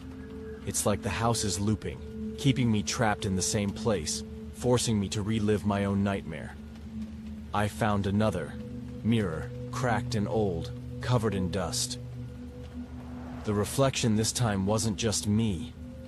It was all of us, the ones who had come before. Their faces were etched in agony, their eyes wide with fear and desperation.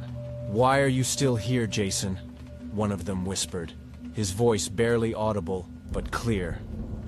"Why won't you leave?" I couldn't answer. I couldn't speak. The reflection of myself, my twisted, broken form, grinned at me from behind the glass. "You're one of us now," it whispered. "You can't escape." But then, just as I was about to turn away, I heard it. A sound, a soft, rhythmic thumping, like footsteps. They were close. I turned to see Alice again, standing at the end of the hall, her silhouette, barely visible in the dim light. "You don't understand, do you?" she said softly, stepping toward me. Her form was almost ethereal, fading in and out of existence. But her eyes, they were cold, hollow. "You can't escape. This is your fate." I couldn't move. The room felt smaller, the walls closing in. The whispers in my mind were growing louder, almost deafening. Then she was gone. But the footsteps kept coming. Closer. Closer. The demon was coming, and I had nowhere to run. December 1st, 2020, I'm trapped. The house is alive, and it knows. It knows everything about me. It knows my deepest fears. I can feel it crawling under my skin, inside my mind, taking everything. I think it's already over. I'm fading. I don't know how much time has passed since I wrote the last entry, but it feels like I've been here for years. The mirrors are everywhere now, reflecting twisted versions of me, showing me things I don't understand. But the footsteps are still there. They're getting closer, and I know deep down that I'm not alone anymore. I'll never be alone. December 2, 2020. It's strange how quickly you get used to something like this. The isolation, the silence, the absence of time. It's like the house swallows everything, and you just become part of it. I've stopped feeling the need to look at the mirrors. They're just there now, reflections of nothing. Or perhaps, reflections of everything. Sometimes I think I see Jason in them, his eyes wide with fear, but it's always fleeting. Just an image that vanishes before I can focus on it. The voices aren't as loud anymore, but they're still there. Just beneath the surface. I've learned not to listen to them. It's better that way. I think the house is changing me. I don't know if that's a good thing or a bad thing. I'm running out of time. The house knows it. I can feel it. It's tightening around me, constricting, like a noose. The mirrors, the walls, the dark corners of every room, they're closing in, trapping me in a cage of my own fear, and I can't get out. Every step I take feels heavier than the last. The weight of my own terror is crushing, and every time I try to breathe, the air feels thinner. The house is suffocating me, pulling me deeper into its grip. I tried to scream, but my voice was swallowed by the darkness. I tried to run, but the doors slammed shut, the walls shifting and trapping me inside. I can feel it now. The inevitable. It's here. I can hear the footsteps again, louder now, almost deafening. But this time, they're not the footsteps of Alice. There's something else, something far worse. The demon. I never thought I'd be in this situation. I was always the skeptic. Always the one who told everyone not to fear the unknown. But now I understand. There's something in this house. Something dark. Something ancient. I'm not sure what it wants from me. But I know that if I don't do something soon, it will have me completely. December 3rd, 2020. I haven't seen Jason in a while. I'm starting to think I'm the last one left. The house feels emptier somehow. The walls don't feel as oppressive. The air doesn't have that same suffocating quality. It's like the house is waiting for something. I've started hearing things again. Subtle sounds. Footsteps, soft whispers. It's all coming back now. I can't get rid of it. The fear is creeping in again, like a shadow that never leaves. I'm beginning to wonder if there was ever any escape. I was right. The footsteps were never just footsteps. They were the harbingers, the warning signs. I should have known, should have realized what was happening sooner. The house is alive. It's been alive all along. The walls tremble. The mirrors shift, reflecting things that aren't really there. I'm not even sure what's real anymore. My mind feels like it's splitting in two. One part of me begging to escape, the other part surrendering to the darkness. And Alice, she's everywhere now. At first, I thought it was just her, that she was the cause of everything. But I was wrong. Alice is the messenger, the guide. She brings the darkness with her, but she's not the source of it. The house, the mansion. It's older than anything I can understand. It's more powerful than any of us could ever be. The demon, the entity haunting these walls, this place, it isn't just tied to one person. It's tied to everyone. All the lost souls, all the ones who came before us, they're still here, wandering, trapped in this nightmare. And I'm starting to think, maybe I'm one of them now. December 4th, 2020. I feel it. I can feel it inside me. The house is changing me, slowly, bit by bit. I don't know if it's the loneliness or the constant fear, but I'm not who I used to be. I'm not even sure I know who I am anymore. Maybe that's what the house wants.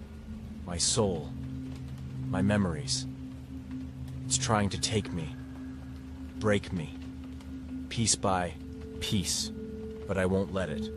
I have to find a way out. It's too late for me. I realize that too late. The demon is here now. I can feel it, crawling in my veins, feeding on my terror. Its presence is undeniable, suffocating. It's in the air, in the walls, in the mirrors, and I can hear it now, whispering, calling my name. It's inside my head, inside my heart. It's pulling me deeper, pulling me closer to the void. There's no escape. There never was. I'm already gone. December 5th, 2020. I don't know how much longer I can keep this up. The walls are closing in again, and the house is suffocating me. The whispers are louder now, the shadows darker. I can feel something watching me. I think it's the demon. I'm not sure I'll make it out alive. I'm gone. I don't exist anymore. The house has taken me, and now it will take you too. December 6, 2020. I'm not sure if this is real anymore. Everything is a blur. Time doesn't seem to pass the way it used to. The house has consumed every ounce of my life, and I can't remember the last time I felt normal. But I feel it. Something in the air. A shift. A tremor. A heavy pressure. It's like the house is waiting for something. Or someone. I don't know how much longer I have. The mirrors keep whispering to me now. I hear things. See things that aren't there. I've been looking into the one near the old staircase more and more, even though I know it's a bad idea, but I can't stop myself. I keep hoping, wishing that maybe, just maybe, I'll see something or someone that will tell me this nightmare is over. But I never do, and yet it feels so close. It's all gone to hell now. The house is changing, it's growing, like it's evolving. The walls have expanded, the ceilings have collapsed, and the air is thick, suffocating. I can't breathe. The very foundation of the mansion is shaking, and the demon is everywhere now. It's inside me. I feel it crawling beneath my skin, gnawing at my soul. My mind is a whirlwind of images, memories, and whispers. The demon is weaving its way into my thoughts, into my essence, twisting everything, until I can't tell where I end and it begins. The mirrors, they keep showing me the same thing, the same scene. Alice, standing there, in the hallway, waiting. Waiting for me to join her, to give in to the darkness. I can feel it now, deep in my chest. The final breath. I know what's coming. I don't know if I can fight it anymore. I don't know if I want to. December 7th, 2020. I don't know what happened last night. I woke up in the hallway by the old staircase. My body was stiff, sore, like I'd been there for hours or longer. The feeling of the cold floor against my skin, the chill in the air, it made my skin crawl. I can hear footsteps in the distance, but I don't know where they're coming from. There's no one else here, not that I can see. The house is as empty as it always is, and yet I feel like I'm not alone. The mirrors are showing more now. They keep showing me Jason, and he's not alive anymore. He's just a shadow, a figure lost to the darkness, but I know it's him. I see his eyes, wide, terrified. He's trying to scream, but there's no sound. I think the house is trying to tell me something, but I can't figure out what. The darkness is closing in. I can feel it wrapping around me, pulling me down. The footsteps are louder now, echoing in the empty halls. It's coming. And Alice, I can hear her voice. It's so close, so familiar. She's telling me to join her, to surrender, to stop fighting. But I know what that means. I won't be free. The demon will claim me, as it has claimed everyone else. I tried to resist. I tried to run. But there's nowhere left to run. No place to hide. I've run through every hallway, every room. And yet I keep coming back to the same place. The mirrors, the dark corners, the oppressive weight of the air. It's all the same. I'm lost. I'm going to be lost forever. December 8th, 2020. I'm not sure what happened to me today. I went into the basement. Something I swore I'd never do, something I'd promised myself I'd avoid. But I couldn't stop myself. I had to see for myself, and I did. There's something down there. I don't know what it is, but it's big.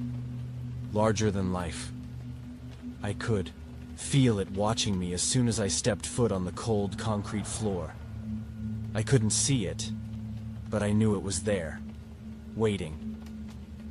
I could feel its eyes on me, waiting for me to make a move. I ran, but I'm not sure where I'm running to anymore. There's nowhere to go. I'm not sure how much longer I can last. The demon's grip on me is tightening. Every breath feels like a struggle. I'm tired, so tired. I don't want to fight anymore. I just want it to stop. But I know it's waiting. For me on the other side. The demon won't let me go. It never does. I've seen it in the mirrors, the faces of those who came before me. People like me. People who thought they could escape, thought they could survive. But they were wrong. They're all here, trapped, just like I will be. I can't let that happen. I have to make my final stand. December 9th, 2020. I don't know if I'm going crazy, but I can hear it now. The voices. They're louder, clearer. I can hear them coming from everywhere. From the walls, from the mirrors, from the floor beneath me. I can't escape. It's like the house is alive, breathing with me, living with me. It's taking me. I can feel it. I've tried to leave so many times, but every time I get to the door, it's locked. The house is keeping me here. I'm done. There's nothing left. The house has consumed me. The demon is inside me now, wrapping its tendrils around my soul. And now, I am part of it. Part of this place. Part of the nightmare. I am lost. December 10th, 2020, I've made my decision. I'm going to end this. The house. It's too much, too powerful. But I won't let it take me. I can't. It's over. I'm done. I hate driving in the rain. The wipers screeched across the windshield, barely clearing the flood of water pouring from the sky. My name's Ethan Cole, and I've been a cab driver for nearly 20 years. I've driven drunk teenagers, angry, tourists, even a woman in labor once. But tonight felt different. The kind of different that creeps into your gut and tells you to turn the car around, even if you don't know why. The dispatcher had called me last minute, said someone. Needed a ride out near the old logging roads past Hollow Ridge. Quick drop, he said. She'll pay cash. I should have said no. I almost did. But bills don't pay themselves, and a stormy night meant fewer fares. So here I was, alone on a winding road, with lightning cutting through the sky like cracked glass. The GPS flickered on my dash, then vanished, replaced by a red warning. Signal lost. Great, I muttered, hitting the screen. Nothing. That's when I saw her. She was standing completely still. Just off the road, drenched from head to toe. The headlights caught her figure. A thin white dress clinging to her frame, and hair so long and black it reached past her waist. Her face was hidden. Not turned, just hidden. As if the hair itself was a curtain nature didn't want pulled aside. At first I thought she might be hurt, maybe in shock. I slowed the cab and rolled down the window, yelling over the storm. "You all right?" No answer. I turned the car off the road, headlights casting a faint halo around her. She didn't move. I got out, stupid, I know, and stepped into ankle-deep water. "You need a ride?" She slowly raised her head. Not completely. Just enough to show me the tip of her nose and her lips, pale and cracked. Then, without a word, she held out a piece of paper. I took it. It was soaked and torn, but I could just make out a scribbled address. Crescent Lodge. I frowned. That place had been closed down for over a decade. "You sure?" I asked. She nodded once. Just once. Something in my gut told me to leave. But my hand was already opening the back door. She slid into the back seat, still silent. No luggage, no phone. Just the sound of wet fabric against vinyl. I started the car, unsure why my hands were shaking. Maybe it was the rain. Maybe it was the way the rearview mirror barely showed her face. Just a shadow behind me. 10 minutes passed, then 15. The road narrowed into gravel and trees loomed in, branches clawing at the sides of the cab. The GPS was still out. I was flying blind. I glanced at the mirror again. Her head was turned toward the window, but I could swear. I could swear her reflection looked right at me. My skin prickled. I adjusted the mirror. That's when it happened. A cold hand, icy and damp, brushed my right cheek. I gasped and turned instantly, but there was no one. The passenger seat was empty, and she was still in the back. Frozen. Still.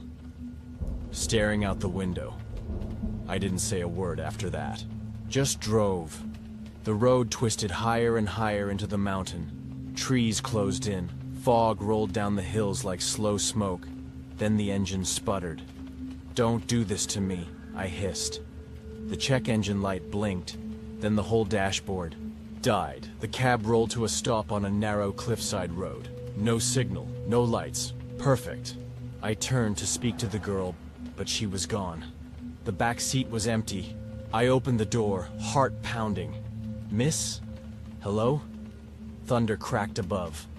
I turned slowly, and there she was again, standing just a few feet behind the cab, head bowed, hair dripping onto her bare feet. I nearly screamed. "How did you—" She walked past me. No answer. Just walked up a narrow path into the woods. Crescent Lodge. I followed. I don't know why. Maybe I was scared to be alone. Maybe some part of me knew this night would only end one way. The path led to a clearing, where a crooked building loomed in the storm. The Crescent Lodge. It looked worse than I remembered from rumors. Wood rotted black, roof partially caved, windows dark like empty eye sockets. A light flickered inside. The girl walked in without knocking. I hesitated, but not for long. The door creaked open with a sound like bones breaking. Inside, the air smelled of mildew and old firewood. An oil lamp flickered on a table, and behind it stood a figure. An old woman, hair in a loose braid, eyes sharp as glass. "You brought her," she said. What? The woman didn't move. "It's been waiting." "Who?" The girl was gone again. I didn't see her enter a room. She just vanished. I stepped back. "I think I'll go wait in the car." The door slammed shut behind me, and something whispered in my ear. She never left. I tried to leave. The door wouldn't open. The windows wouldn't budge. The old woman was gone. The house creaked and groaned like it was alive. Floorboards shifted under my feet. The light went out. Darkness. Then the whispering returned. Not in one place. All around me. Footsteps echoed above. Then below. I backed against the wall. Then I saw her. Not Lily. Emily. My daughter. She stood at the end of the hallway, in the dress we buried her in. "Daddy," she whispered. I ran toward her, but she was gone. In her place, clumps of wet, black hair littered the floor, and in the mirror next to me, a flash of white eyes under a curtain of soaked hair. Not Emily. I don't remember falling asleep. 1 minute I was in the hallway, trying not to breathe too loud.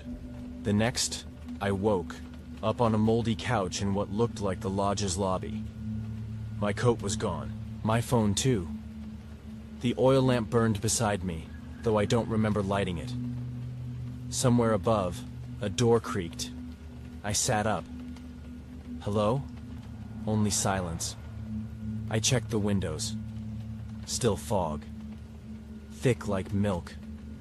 I couldn't even see the road anymore, or my cab. It felt like the outside world had vanished. Then I heard her voice again. Not the old woman, the girl. She was humming, soft, gentle, and wrong, like a lullaby played backward. I followed the sound to a hallway of doors. Everyone was slightly ajar. I peeked into each. Dust, broken furniture, torn sheets. Then one room had a mirror, large, cracked down the middle. I paused. That's when I saw it. In the mirror. Someone standing behind me. I turned. Empty hallway. Turned back. Still in the mirror. A figure. Female. Head down. Hair hanging. Slowly raising her face. I couldn't look away. Then the mirror cracked a second time. Right through her face. I fell backward, heart thundering. Then, laughter. A child's giggle, echoing down the hallway. Not her voice, Emily. Again. The laughter stopped. Silence returned. But now, the silence had a weight to it. A pressure. Like the walls were breathing around me. I tried to leave the hallway, but every step forward brought me back to the same door. Over and over. I marked it with ash from the lamp. Still returned. Each time the door was slightly more open. Each time the girl inside was sitting a little closer to the bed, her hair a little longer. On the fifth loop, she looked straight at me. She didn't have a face. Just smooth skin where features should have been. And still, I could feel her eyes. I stumbled into a study I covered in cobwebs and ruined books. But on the desk, something clean. A photograph. 4 people. A man, a woman, a child, and the girl. Same white dress. Same black hair. Only the name under it chilled me. The Cole family. 1995. I wasn't born in 1995, but the man in the picture looked exactly like me. Exactly. I dropped the photo. It burst into flames the second it hit the ground. Behind me, a whisper. You were always meant to return. I found the dining hall by accident, or maybe it found me. A long table stretched into the dark, covered in rotted food, and around it, people. Still. Pale. Their heads hung low, hair covering their faces. I froze. Then one of them twitched. Their hand lifted, pointing toward the far end of the table, where a single chair was empty, with my name on it. Ethan. Suddenly, the others began to rise. Slow, jerky, inhuman. I ran. The hallways twisted behind me like a maze that rebuilt itself with every step. I could hear them following, but their feet never touched the floor. Eventually, I found a staircase. Spiral, tight, crumbling. I climbed it blindly, hoping for a way out. Instead, I found a door carved with symbols. Inside, her room. The long-haired girl sat on the floor, humming again. Surrounding her were drawings, hundreds, of me in the car, me walking up. The path. Me inside the lodge and one more. Me dead in the woods, eyes torn out. She looked up. This time, she spoke. Welcome home, Daddy. I couldn't sleep. Not that I'd dare even try. The girl, Emily, had called me Daddy. But I didn't have children. Never had. At least, I didn't think I had. Voices had started whispering through the cracks in the walls, like the house was full of people just barely choosing not to speak to me. That's when I saw it. A hatch in the floor of the library, hidden beneath a moth-eaten rug. A cold draft slipped through its edges. When I touched the latch, it burned, like the wood itself rejected me. But the whispering behind me was louder now, almost shouting. So I opened it and went down. The stairs spiraled deep, far deeper than a mountain lodge should go. Each step groaned like it hated the weight of my body. My lamp flickered the lower I went. Then I reached a corridor carved from stone. The walls were smooth, wet, pulsing like muscle. At the end was a door made of bones. Yes, bones. Human. Animal. Some I couldn't recognize. In the center of it, burned into the wood, was a symbol. A spiral of hair. I knew it. I'd seen it in my dream. On the girl's dress. The door opened without a touch. Inside, darkness breathed. The room held nothing but a pedestal and a book, bound in what looked like flesh, sewn together with human hair. I didn't want to touch it. I knew not to, but my hands moved anyway. The pages were filled with drawings, rituals to summon, to bind, to offer. One name repeated in every chant: Aminael, the Witch of the Fog, the Mother of Whispers, the pale sleeper beneath the wood. Her last summoning was 23 years ago, the same year on the photo of the Cole family. The last entry was written in blood. He will return. The storm will bring him. I dropped the book, but the pages kept flipping, by themselves, until it stopped on one phrase. The final sacrifice must know love and forget it. I scrambled out of the basement. The walls laughed. Yes, actually laughed. 1,000 voices echoing through the wood and plaster. When I burst into the lobby again, the old woman was waiting. She wore a black veil now. Her hands bled where fingernails should be. I warned you, she hissed. She chose you. Long ago. Who is she? I asked. Who am I? You are the echo, she whispered. You are the storm's debt. She handed me a mirror. I looked, but it wasn't my reflection. It was the girl, sitting in the passenger seat of my taxi, smiling. I rushed outside. The storm was worse, howling like wolves in pain. Yet I could see my cab again, barely visible at the edge of the fog. I ran to it. Inside, my logbook. I flipped to the last page. It was dated October 7th, 1995. Impossible. I was born in 1992. But my photo was there, my signature. A single sentence below it. Passenger picked up. 7:06 p.m. Destination, Crescent Lodge. Then I saw something in the rear view. Mirror. Her. Sitting in the back seat again, whispering, "Drive me home." I ran. Back to the lodge. It followed. Not her. It. A shadow of twisting limbs and hair. Too tall to be human. Crawling upside down along the ceiling. Cracking its limbs to move. It shrieked like every scream I'd ever heard in my life. Combined. I slammed the door of the lodge behind me and turned. To see her. The girl. Emily. She held out a candle. "Finish it," she said. "Then you'll remember." "Remember what?" She smiled sadly. "That you were the one who gave me to her." The candle blew out. The wind had changed. No longer howling, now whispering names. My name, over and over. Ethan. Ethan. Ethan. I stumbled into a room I hadn't noticed before, tucked behind a torn curtain. The wallpaper was rotting, the ceiling leaking mold. On the far wall hung dozens of black and white photographs, all of them of me. Different clothes, different years, same face, sometimes holding the girl, sometimes smiling with that same old woman, sometimes dead. In one photo, I was hanging from the ceiling with a noose.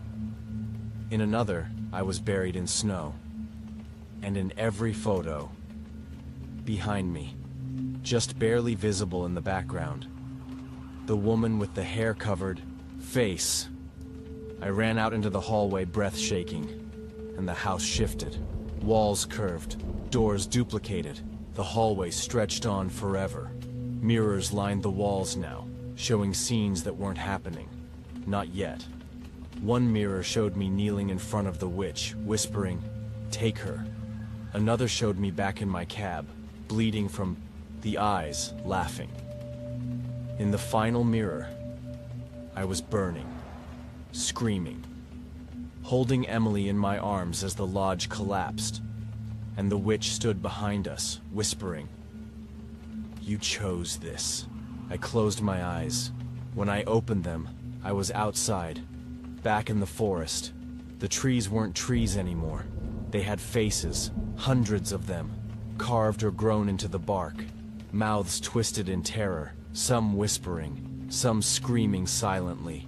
Emily was ahead, walking barefoot, her dress dragging leaves. I followed. She never turned, but I could hear her voice in my head.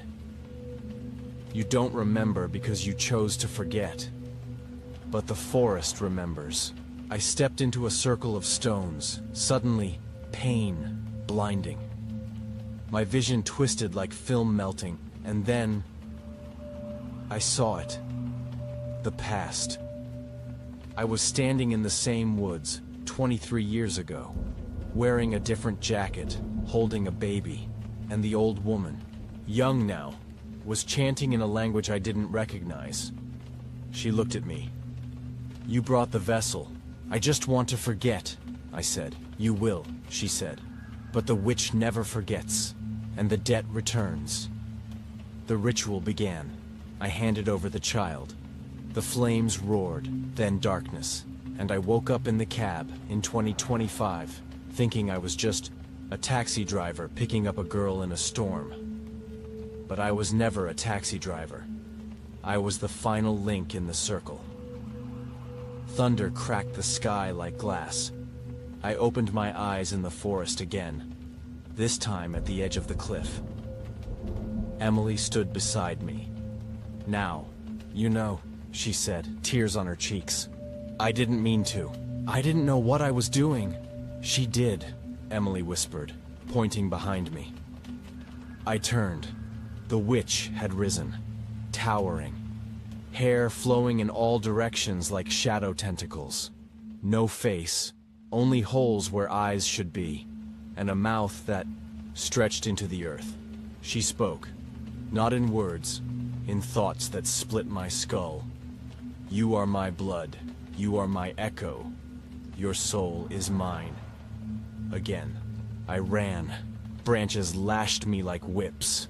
I made it to the lodge, doors flung open. Rooms twisted in angles that broke logic. The old woman lay on the floor, eyes hollow, whispering, "You broke the seal." She walks in flesh again. Emily was inside, too, fading in and out like a glitch. She hugged me. "Please don't let her take me again." I held her close. "Never." Then the witch burst through the wall, screaming, the air bending, my ears bleeding. I grabbed the candle from before, lit it. The room exploded with white light. I stood in the middle of the burning lodge, but I didn't feel heat. I felt her inside me, not just near, inside. The witch. She whispered through my veins, spoke from my tongue. My hands moved without my will. Emily clung to me, eyes terrified. "Ethan, fight her." But I was already fading. My fingers curled into claws, my thoughts blurred, and behind Emily, in a shattered mirror, I saw my reflection. But it wasn't me. It was her, wearing my skin. The old woman, now skeletal, dragged herself from the shadows, clutching a rusted blade. She can still be bound. The girl must choose. The blood must spill. Emily looked between us, crying. "What choice? Why me?" Because, the old woman rasped, you're the key. You always were. Emily's mother. She had once been promised to the witch, but she escaped and left her child behind. Emily was born under the broken moon, the perfect vessel, and I had delivered her, again and again, through time, over centuries. The same man, the same soul, different names, always the same ending. We tried to run, out the back, into the trees. But the moment we crossed the roots, we were back in the taxi, rain falling, Emily sitting in the back seat, smiling. No, I whispered. Not again. Not again. I looked down at my hands. They were clean again, like nothing ever happened. The witch didn't want escape. She wanted repetition, over and over, feeding on the fear, the confusion, the guilt, a loop, a curse. We found the basement door again, only now it was open. Inside, an altar of hair and bone, lit by candles that never melted. Symbols on the walls pulsed with light. Some written in my handwriting, Emily. Step toward it. The witch spoke through me. Speak the words, child, and I will end your pain. Your mother abandoned you. I never will. Emily turned to me. Is it true? I didn't speak, because it wasn't me anymore. The witch took full control. She moved my hands, spoke with my voice, and I watched helplessly. From inside, screaming silently as she raised the blade, Emily didn't move. She just whispered, I forgive you, and smiled. The witch hesitated. Something inside cracked. She screamed. A high, inhuman sound that tore the walls apart. Flames erupted. The room collapsed. The altar exploded into ash. I was back in control. I ran to Emily. She wasn't breathing. Emily's body was fading, turning to ash, like a dream ending. But the witch wasn't gone, just weakened. The old woman, barely alive, crawled in, holding a book made of skin. One last chance, she croaked. A pact. Rewrite it. Offer yourself. Bind her in you forever.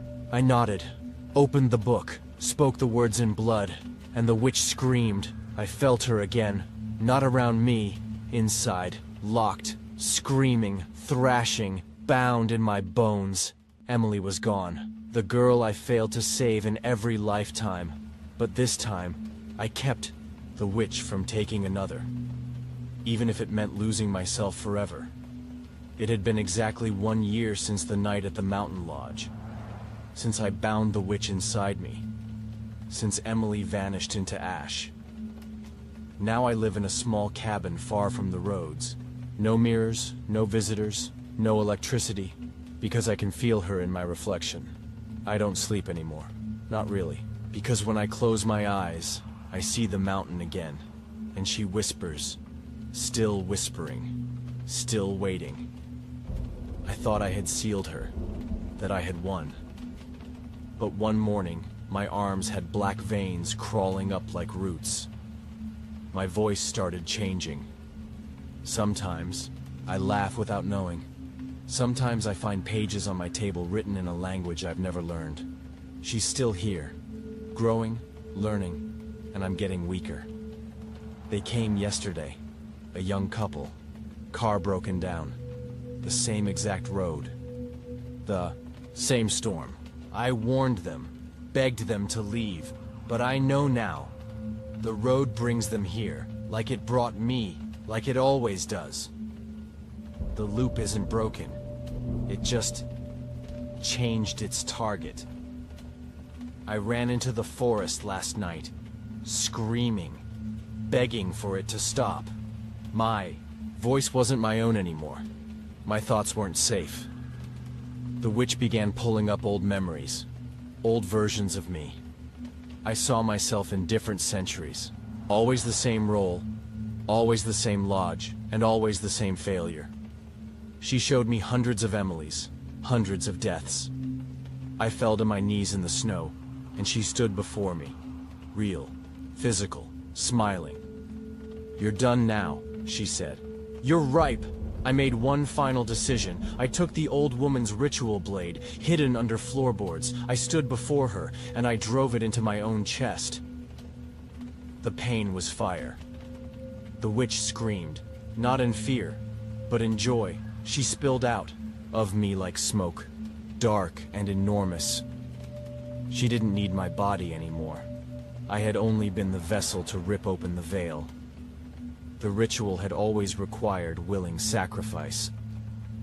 The others before me were consumed, but I offered myself, and in doing so, I opened the door.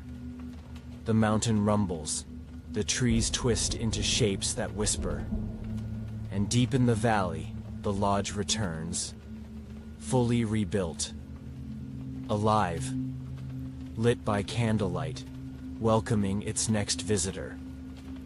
The witch sits at the front window, brushing her long black hair, waiting. Outside, a new car approaches, a new soul. And in the reflection of the lodge's mirror, for just a second, you can see Ethan, smiling, trapped, forever.